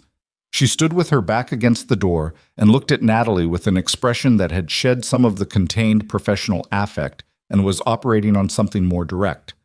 The forensic team confirmed the metadata gap, she said. 22-month creation, 11-day modification. The document is fabricated. Your name was inserted into a template built from legitimate Vantage formatting. They pulled the base structure from an actual cleared evaluation and overbuilt it. She paused. It's sophisticated enough that it would have survived initial review without forensic analysis. Someone knew what they were doing. The redacted signatory, Natalie said. We have a name. Harker's tone had changed. Slightly. The archive modification was traced through an access credential belonging to a deputy contracting officer at the regional compliance office. She paused. His name is Felton Reed. Cole made a sound. Small. Specific. Natalie looked at him. Reed processed the original Vantage Assessment Group contract, Cole said. His voice was very careful. I know that name. He ran the compliance review when Vantage was brought in during the transition period. He signed the approvals. He stopped. He also signed my unit's transition documentation, the full retirement processing package, including Bravo's. The kennel room was very still. Harwick hadn't cleared Bravo alone. He'd cleared him with the institutional backing of a compliance officer who had both the authority to make that clearance stick and the archive access to modify records 11 days ago when the investigation started moving. 2 people, possibly more. A network, not an individual. Where's Reed, Mike? Natalie asked. Currently under federal hold at his office, Harker said. He was not warned in time. The archive access trace moved faster than whoever warned Harwick could communicate. A pause. He cooperated immediately, which tells you something about what he thinks Harwick will do with the opportunity to make a deal first. He's giving Harwick up, Cole said. Comprehensively, Harker said. In exchange for sentencing consideration. We're in the middle of that conversation right now. She looked at Natalie. The document with your name.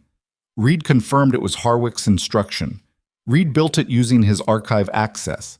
Harwick provided the template. She paused.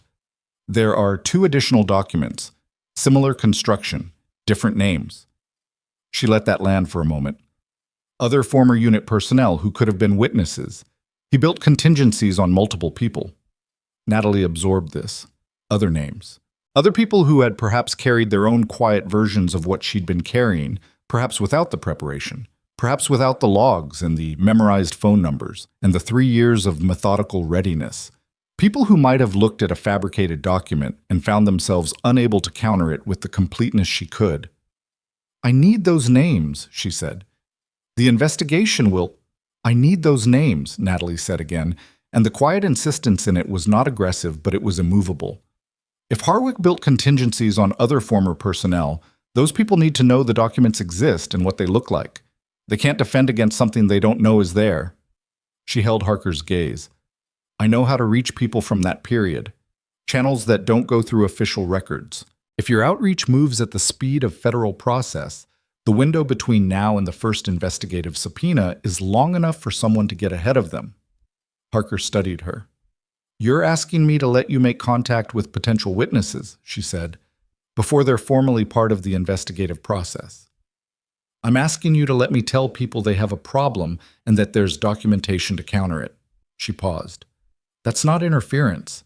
That's damage control on a fraud that your investigation created the conditions for by moving, which is not a criticism. It's just the sequence. A long pause. I can give you the names, Harker said carefully. Officially, what you do with that information is outside my awareness. She paused. Unofficially, if you make contact and those individuals subsequently cooperate with the investigation, that's better for everyone's timeline. Yes, Natalie said. It is. Harker gave her the names. There were 3 of them. One was a former handler in her unit who had separated 8 months after Natalie, relocated to Colorado, and was currently working search and rescue. A man named Dex Farrow, who she knew, handled 2 animals through the Vantage transition period. One was a former logistics coordinator named Sarah Vant, who she'd kept loose contact with through a mutual acquaintance and who had moved into civilian contracting work in the Pacific Northwest. The third was a name she didn't recognize, a medic from a parallel unit who must have overlapped with the Vantage contract period without her direct awareness. She made the calls from the supply corridor, the same broken light corridor where she'd made the first call this morning, which felt like it belonged to a different week. Farrow picked up on the 3rd ring, heard the summary in under 3 minutes, and said, "I've got my own logs. I'll call you back in an hour." No drama.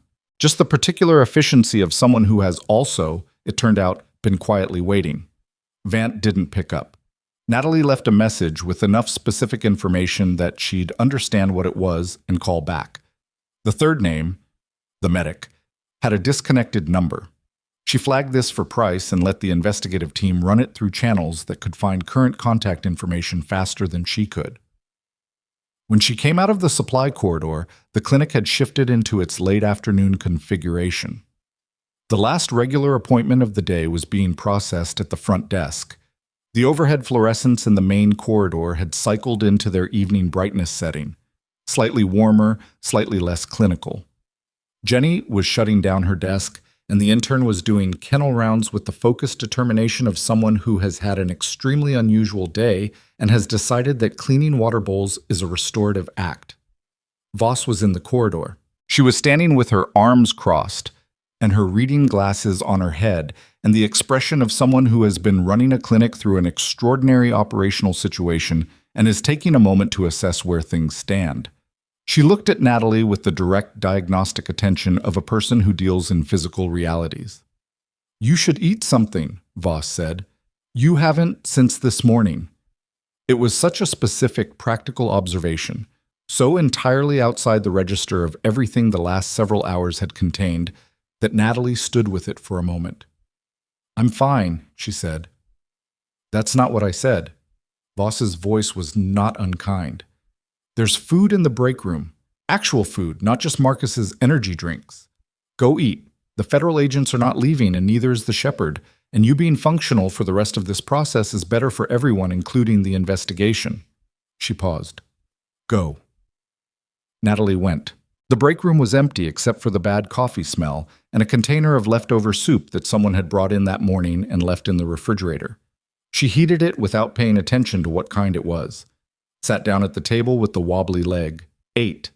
Her hands were steady. They had been steady all day.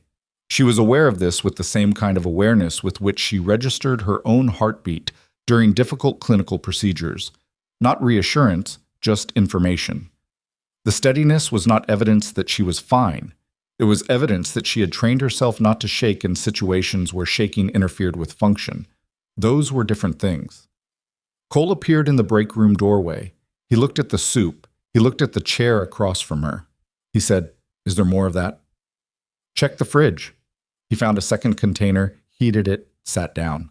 They ate in silence for a few minutes, which was the most genuinely uncomplicated thing that had happened all day. "Farrow called back," Cole said. He had his phone in his hand. She hadn't heard it. "He asked me to tell you his logs cover both animals, complete timeline. He's contacting the investigation team directly." She looked at him. "He called you?"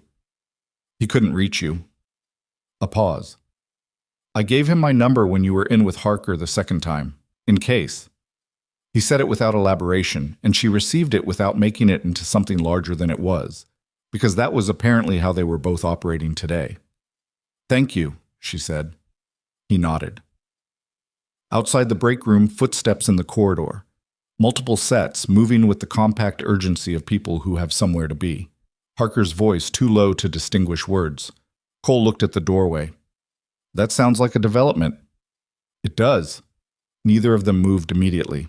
They sat with their soup in the break room with the wobbly table and the bad coffee smell, while the footsteps moved past and faded toward the front of the clinic. When this is over, Cole said. He stopped, started again. I mean, the formal part. The statements and the documentation and whatever the process looks like from here. He was looking at the table. What happens to you? I go back to work, Natalie said. Here. She looked at him. This is my job. It was my job before today, and it'll be my job tomorrow. Bravo needs his evening vitals. The border collie from this afternoon needs a follow-up call. There's a feline dental case coming in Thursday that Marcus is already anxious about. She paused. The investigation is a thing that's happening. The clinic is where I work. Cole was quiet for a moment. You don't think about going back? To what?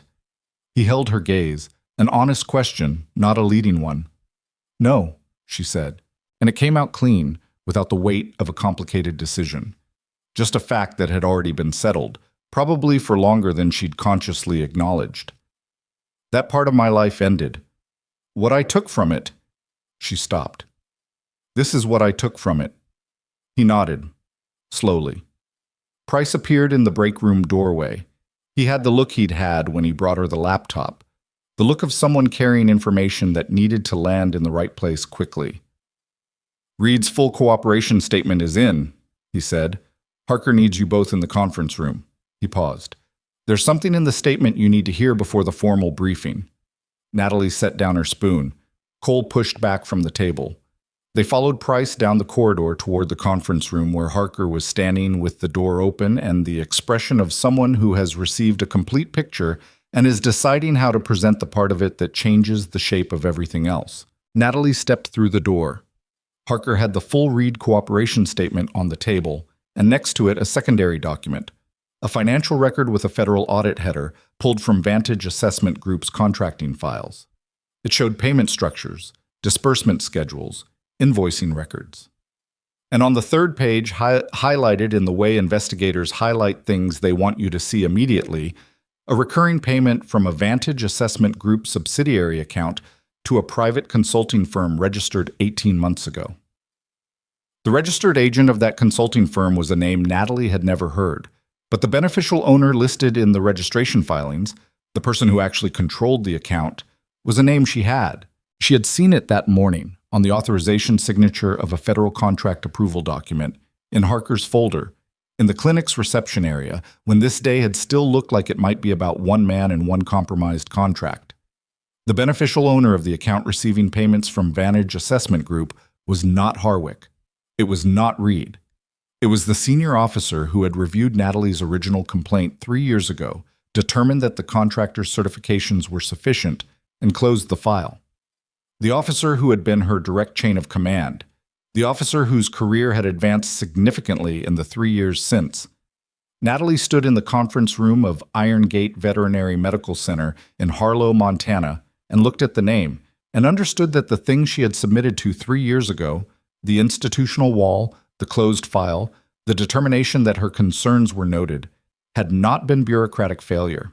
It had been deliberate. It had been protected. And the person who had protected it had been receiving payment for doing so. The name on the document was Colonel Warren Stahl. Natalie had served under Stahl for 14 months during the forward rotation period. She had submitted her formal complaint about the Vantage Assessment Group evaluations through his office.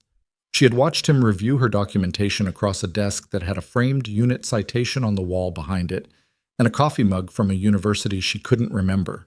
She had watched him tell her, in the measured language of institutional authority, that her concerns were noted and that the contractor's certifications were sufficient. She had thanked him, which was the part she remembered most clearly. She had thanked him for his time and walked out of his office and spent the following weeks understanding that the system she had trusted to correct itself had no intention of doing so. Stahl had advanced 2 grades since then.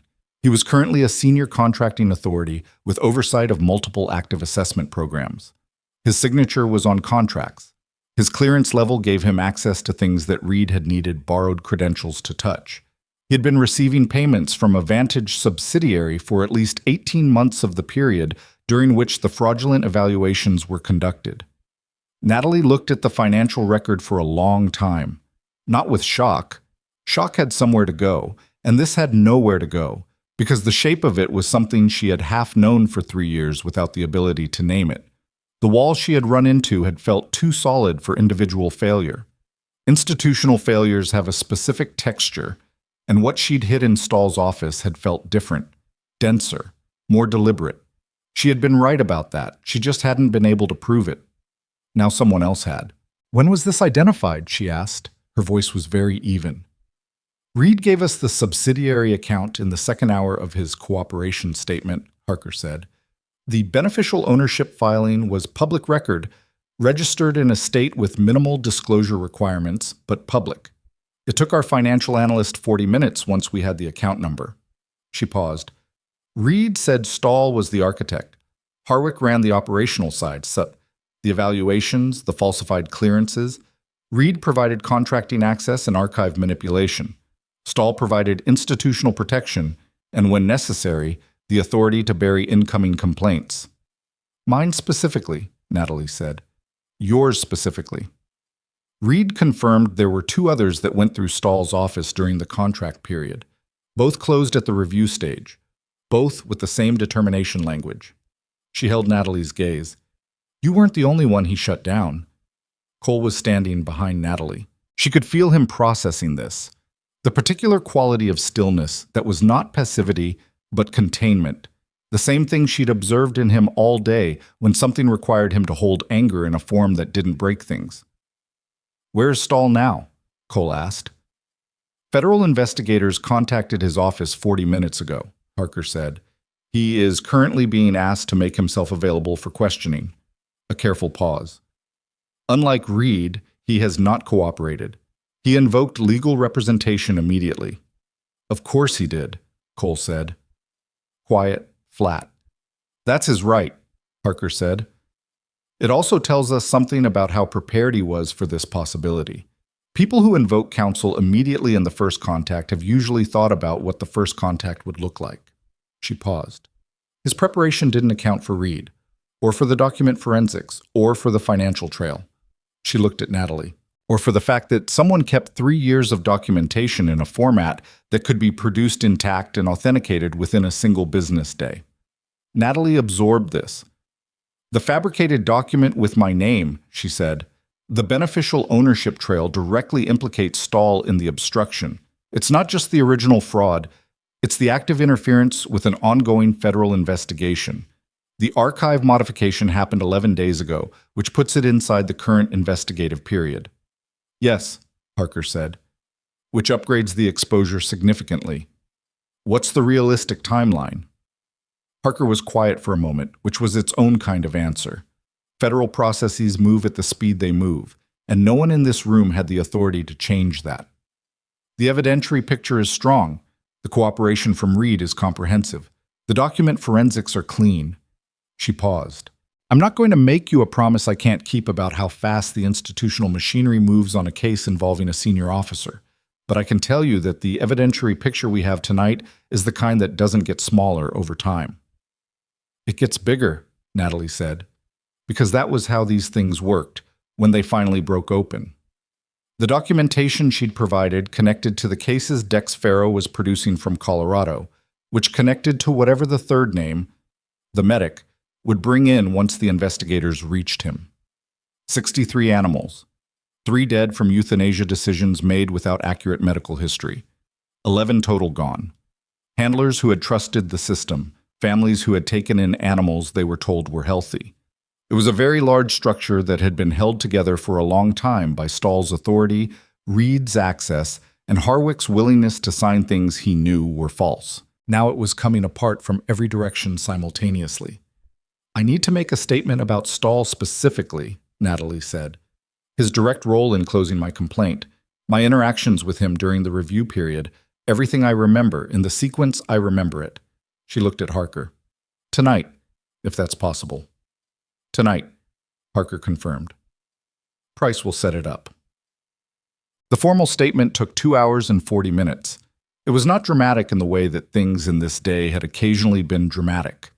It was methodical and detailed and frequently stopped while Price confirmed a date or cross-referenced a document number, and Natalie's voice stayed level throughout with the same consistency it had maintained since morning, and by the end of it there were 6 pages of typed transcript and a recorded audio file and a set of documentary exhibits that Harker's team had matched to Natalie's account point by point.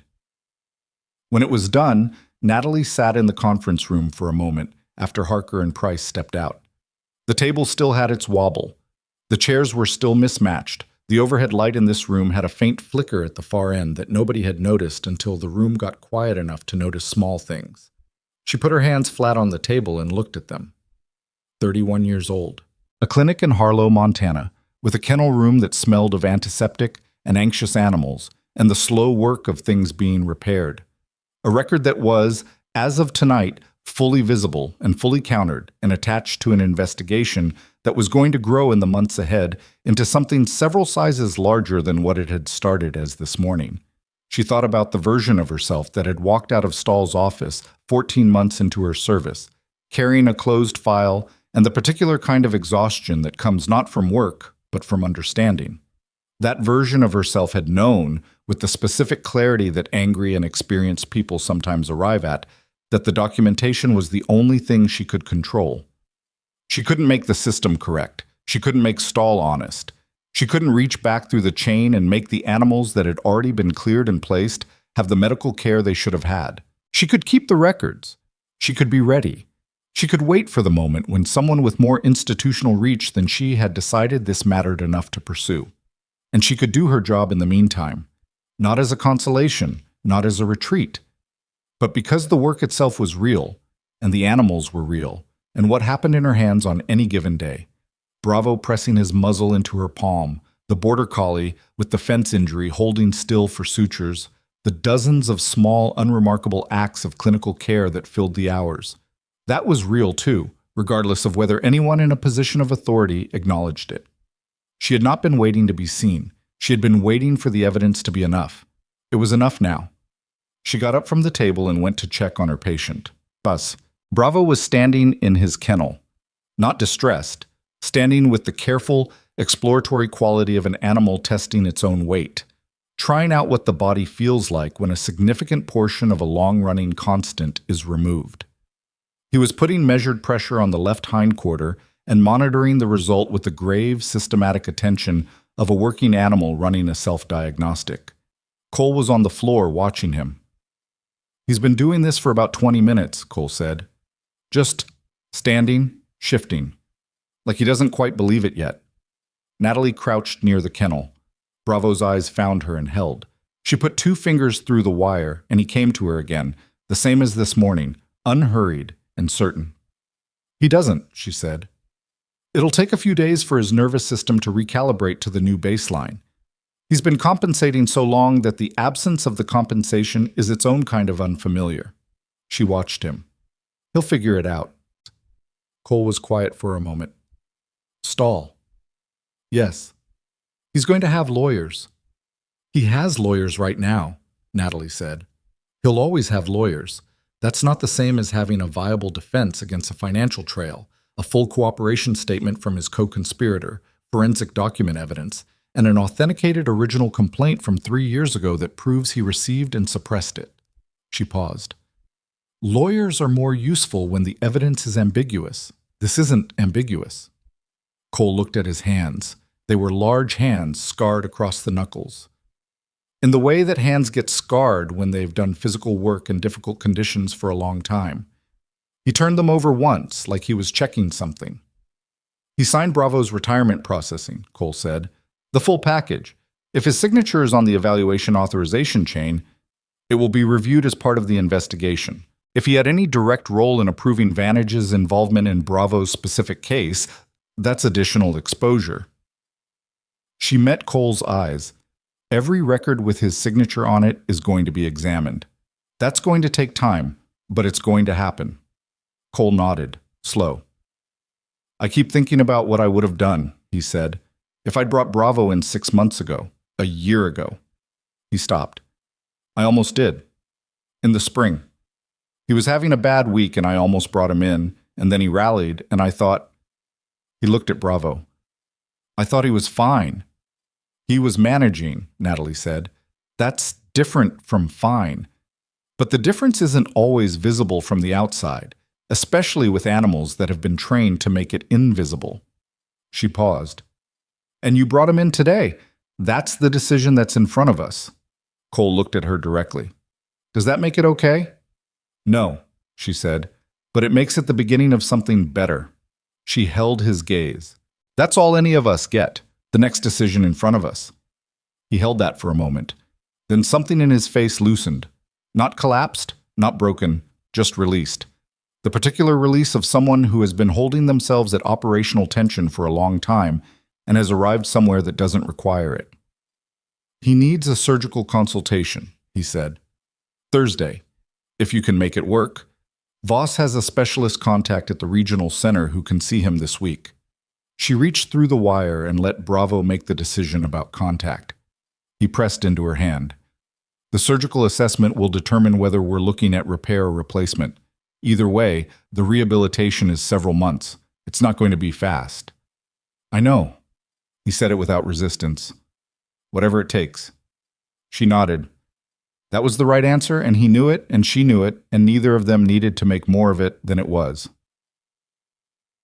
Bam! Parker found Natalie at the nursing station at just past 8 p.m. The clinic was fully quiet now. The last staff member other than Natalie had left 40 minutes ago. The intern, who had stayed 2 hours past the end of his shift in the vague hope of understanding what he'd witnessed today, and had eventually been sent home by Voss with the instruction to be on time tomorrow and not to discuss the investigation with anyone, in that order. Parker sat down across the nursing station counter, which was not something she had done at any previous point during the day. The change in posture was small but notable, the difference between a federal investigator conducting a process and a person having a conversation. Stahl's legal team made contact with the investigative office at 7:43, she said. They've indicated he intends to provide a statement. She paused. Which is not the same as cooperation, and we all know it, but it means he's read the evidentiary picture and understands it's not manageable. He's going to try to minimize his role, Natalie said. Reed's statement makes that structurally very difficult. The financial trail makes it functionally impossible. Parker paused. He's going to face charges. The scope of those charges depends on what his statement contains and whether the investigative team finds additional documentation in his records, which they are currently in the process of obtaining with a warrant. She looked at Natalie steadily. He will not be in a position of institutional authority during or after this process. That part is certain, regardless of how the legal elements resolve. Natalie received this. She didn't celebrate it, not because she didn't feel anything, but because what she felt was too specific and too complicated to look like celebration. It looked more like the moment when you put down something heavy and your arms don't immediately know what to do with the absence of the weight. The 48 animals in placement, she said. How many have you reached? 17, as of this evening. Outreach will continue through the week. 5 of those cases have been referred for immediate veterinary assessment based on handler descriptions of recent behavioral and physical changes. Parker paused.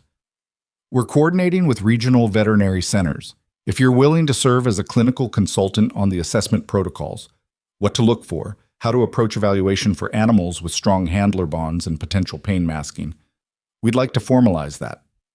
Natalie looked at her. Formally.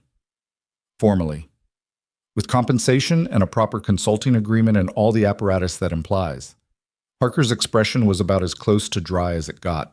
The investigation has a budget for this, and you are, objectively, the most qualified person we've encountered in the last 12 hours. In the last 3 years, Natalie said. Not arrogance, just accuracy. Parker almost smiled. Yes, In the last 3 years. Natalie thought about it for exactly as long as it took to confirm what she already knew.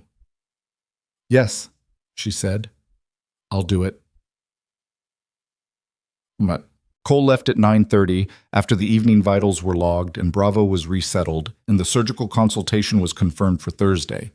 He stood in the clinic's front doorway with his jacket on and the October cold coming through the gap, and he looked at Natalie in the way he'd been looking at her since the kennel room this morning, with that assessing quality that she'd originally read as calculation and had since understood was just his version of attention.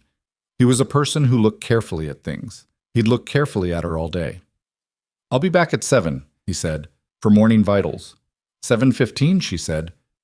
We don't start kennel rounds until 7:15. 7:15, he said. He left. She stood in the reception area for a moment after the door closed. The slightly crooked watercolor of the golden retriever was still hanging above the desk where it had always hung. She looked at it for a moment. Really looked at it, the way you look at something you've stopped seeing. It was actually not a bad painting. The light in it was specific and warm. Someone had cared about that painting when they made it. She straightened it. The news about Stahl broke publicly 11 days later, not in a gradual, contextless way. In the specific documented way that happens when a federal case has enough evidentiary weight that the initial press release doesn't require hedging language. Colonel Warren Stahl, former senior contracting authority, charged with fraud, obstruction, and abuse of authority in connection with a systematic scheme to falsify medical clearance records for retired military working animals over an 18-month period. 2 co-conspirators, a contracted evaluator and a deputy contracting officer, had already entered cooperation agreements with federal investigators. The Iron Gate Veterinary Medical Center in Harlow, Montana, was identified in the investigation documentation as the location where the initial clinical evidence had been developed and the original whistleblower complaint had been corroborated.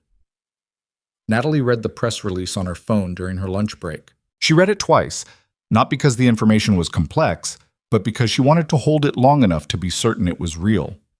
Then she put her phone in her pocket and went back to the afternoon schedule, which included a follow-up call on the border collie, 2 vaccine appointments, and a geriatric cat with kidney function concerns that needed careful fluid management.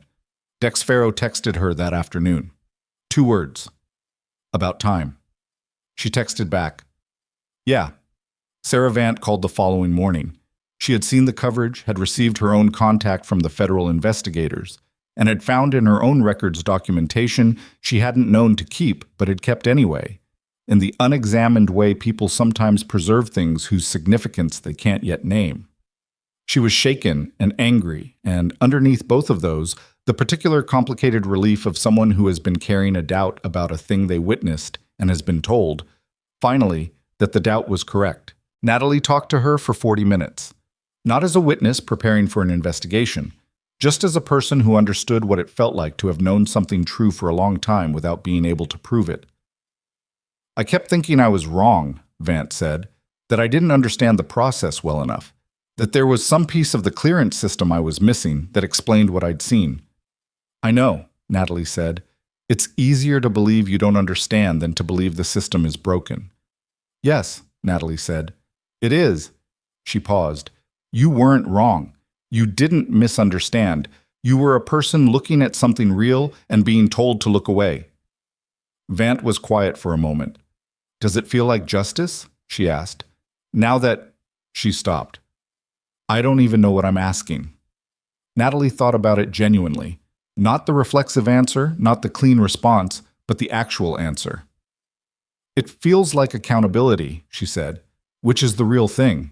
Justice is what you tell people to make accountability sound like it was always coming. Accountability is just the consequence arriving, eventually. She paused. It's not the same as the years. Nothing is. But it's real, and it changes what happens next for the animals that are still out there. That part matters. Yeah, Vant said. It does. Bravo's surgery was on a Thursday in mid-November. It went as well as surgeries go, which meant it went neither perfectly nor badly, but through the competent middle ground where skilled people do difficult technical work, and the outcome reflects that rather than reflecting anything magical. The orthopedic specialist at the regional center found additional cartilage deterioration that complicated the repair and extended the procedure by 40 minutes, which put Cole in the waiting area longer than anticipated, and left him in a state that he managed by drinking 3 cups of bad waiting room coffee and staring at a wall. When the specialist came out, she told him the repair was complete, the structural integrity was good, and that the recovery would take the better part of 5 months. Cole said, "Whatever it takes." He'd said that before. He still meant it. Natalie got the update by text during her afternoon shift, between the geriatric cat's follow-up and a surprise laceration case involving a lab mix and what the owner described as a very aggressive kitchen drawer. She read Cole's message, surgery done. She said it went well. He's in recovery, and stood in the corridor for a moment with her phone in her hand. She typed back, "Good, tell him easy." Then she went and dealt with the kitchen drawer situation, which required full concentration and a steady hand. Cole brought Bravo back to Irongate for his first formal rehabilitation assessment 6 weeks after the surgery. He came through the doors the same way he'd come through them the first time, with that contained, purposeful stride and the shepherd at his side. But the shepherd was different. Not entirely, not transformed in the way that stories sometimes imply transformation works, as though recovery is a switch rather than a slow renegotiation between a body and its new reality. But different in specific and observable ways. He walked with less compensation. The left haunch was carrying weight it had not carried in over a year, cautiously, and with the monitoring quality of an animal rebuilding trust in its own structural integrity. His eyes were not less alert. They would always be alert. That was wired in. That was who he was. But there was something underneath the alertness that hadn't been there 6 weeks ago. He was not in pain. That fact had a specific appearance, it turned out. You could see it if you knew what to look for. Natalie knew what to look for. She ran the assessment in exam room 2 with Voss present for the clinical documentation. Cole stood at the head of the table with one hand on Bravo's shoulder and watched Natalie work with the same quality of attention he had watched her with since the first morning. He'd stopped performing certainty around her sometime around the 3rd week of the post-surgical follow-up calls, when she'd told him that the recovery was progressing faster than projected, and he'd said, "That's because he's stubborn." And she'd said, "Where do you think he got it from?" And he'd not had an answer for that, which was apparently a new experience. "Range of motion is better than projected," she said, working through the hip assessment with the careful, systematic thoroughness that was just how she did things. "The scar tissue is forming cleanly. I want to add controlled incline work to the rehabilitation protocol starting next week. Short duration, monitored, building gradually." She glanced up at Cole. "No improvising. If he wants more distance, the answer is not yet." "Understood. I'm serious."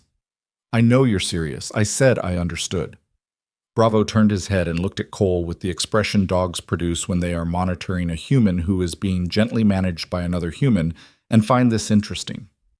"He's going to have good days and bad days," Natalie said, finishing the assessment and making her notes. "The structure is repaired. The muscle memory isn't fully rebuilt.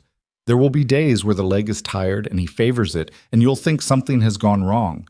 It hasn't. It's just the body negotiating." She looked at Cole directly. "The negotiation is normal. Don't confuse normal difficulty with failure." Cole held her gaze. Something in the way she said it suggested she was not exclusively discussing the dog. "I know the difference," he said. "Good," she said. Bravo pressed his forehead against her arm. She put her hand on his head without looking down, the natural, unconsidered gesture of 2 individuals who have established an understanding. The formal commendation from the investigative office arrived at Irongate Veterinary Medical Center on a Tuesday in January. It came as a letter, actual paper, on federal letterhead, which felt appropriate for something that had involved 3 years of waiting and a very long October day. It recognized the clinic's role in the investigation and specifically named Natalie Oakes for her contribution to the evidentiary foundation of the case, her clinical documentation of Bravo's injuries, and her cooperation with and consultation support for the ongoing placement review process. Voss brought it to Natalie at the nursing station and set it in front of her without comment. Natalie read it, folded it, put it in her jacket pocket. "Thank you," she said. Voss looked at her for a moment with the direct diagnostic attention she brought to everything. Is that all it gets? What would you like it to get? Something, Voss said, not without warmth. You've been here 2 years. You work harder than anyone on this staff. You've managed a federal investigation from this nursing station while continuing to do your actual job, and now you're going to put the recognition in your pocket. She paused. It's allowed to mean something, Natalie. Natalie looked at the pocket where she'd put the letter. It means something, she said. I'm just not good at showing that. I know, Voss said. It would be more concerning if you suddenly were. She started to go, then stopped. Stahl is going to plead, according to whatever you're allowed to tell me. The legal process is ongoing, Natalie said, which was the official answer. The legal process is ongoing, Voss repeated with the tone of a person who has received the official answer and assessed it appropriately. Good. And she went back to her afternoon. Later, in the break room, Natalie took the letter out of her pocket and read it again. It was not an extraordinary document. The language was formal and careful and did not fully capture the shape of what the day had been or what the 3 years before it had required. Letters rarely do. They operate at the level of the official record, and the official record is always a reduction of the actual experience. The condensed documentary version of something that was, in the living of it, considerably more complicated and considerably more human. But it set her name in connection with the right things. It said she had been right. Not in those words. Bureaucratic documents rarely say anyone was right, because being right implies someone else was wrong, and wrong implies accountability, and accountability is the word everyone uses and the thing everyone avoids. But between the formal language and the specific citations, the meaning was there. The documentation she had kept and the clinical observations she had made and the 3 years she had spent in this clinic doing the work that was in front of her, all of it had mattered. All of it had contributed to something that was now permanently part of the record. 48 dogs in placement, being seen by veterinarians who now had accurate medical histories. 11 animals already gone, who at minimum had their suffering documented and attributed and connected to consequences. 63 cases that had been hidden and were hidden no longer. And bravo, learning to walk without pain. She folded the letter again and thought about what Vant had asked her. Does it feel like justice? She still thought the answer was accountability, not justice. Justice was a cleaner word than what this actually was. What it actually was the slow, imperfect human work of a system finally functioning in the direction it was supposed to function after a long period of being deliberately aimed elsewhere by people who had decided their interests outweighed everyone else's. That wasn't justice in the grand sense. That was just the machinery finally catching up. But the animals that would be accurately assessed from this point forward, because the protocols had been reviewed and the contracting oversight had been strengthened, they would have a better reality than the 63 had. And someone who kept records and did their job and waited for the evidence to be enough had been part of making that happen. That was not nothing. That was, in fact, almost everything. She put the letter in her bag and finished her coffee and went back to work. The last appointment of that Tuesday was a retired police dog, a Belgian Malinois named Hex, 9 years old, recently placed with a family after a full career in narcotics detection. His new family had brought him in for a general wellness check. Nothing urgent, they said. They just wanted to make sure he was okay. Natalie brought Hex into exam room 3 and did the assessment the same way she did every assessment, systematically, carefully, without making assumptions. She ran her hands along his spine, checked his joints, assessed his gait on the clinic floor, watched his eyes and his posture and the way he distributed his weight. He was in reasonable shape for his age, with the beginning of some stiffness in his rear hips that was worth monitoring and a small irregularity in his left carpal joint that she wanted imaging on before she could characterize it fully. She told the family this directly, with the same clinical precision she always used, and watched them receive it with the particular quality of attention that people give information about animals they have recently decided to love. "Is he okay?" the youngest family member asked. He was about 8, sitting on the bench along the wall with his sneakers not quite reaching the floor. Natalie looked at Hex, who was sitting with the excellent posture of a formally trained animal and looking at the boy with a calm and steady attention. "He needs some follow-up," she said, "but he's doing well. He just needs someone to pay attention to him." She paused. You'll be good at that. The boy looked at the dog with the complete seriousness of an 8-year-old understanding that he has been given a responsibility. I will, he said. Natalie believed him. She wrote up the assessment notes, scheduled the follow-up imaging, and walked the family out through the reception area where the golden retriever painting hung straight on the wall. She held the front door for them as they left into the January cold, Hex moving at the boy's side with the careful, dignified pace of an animal that has worked hard for a long time and is learning, incrementally, what it means to simply be somewhere and belong there. She stood in the doorway for a moment after they'd gone.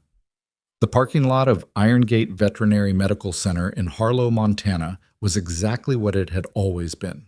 A strip of cold asphalt with a painted line that nobody quite followed, and a streetlight that came on unevenly. The mountains were present in the distance the way they were always present, indifferent and enormous, and entirely unimpressed with anything that happened at human scale. She had come here because she needed somewhere to be while she waited. She had stayed because the waiting had become the work, and the work had become the thing she was most fully herself in, and at some point those two things had become indistinguishable from each other. She had not been waiting to be saved. She had not been waiting for someone to see her value and grant her recognition and transform her circumstance through the application of institutional grace. She had been waiting for the evidence to be sufficient. She had been building the case, quietly, over 3 years, in the margins of every shift in every assessment and every small, methodical act of clinical care. And when the day came, not because she had summoned it, not because she had forced it, but because she had kept herself ready and kept the records and kept doing the work, she had been prepared for it in a way that made everything that followed possible. That was not a story about being seen. That was a story about refusing to disappear. She went back inside, let the door close behind her, and started the evening notes.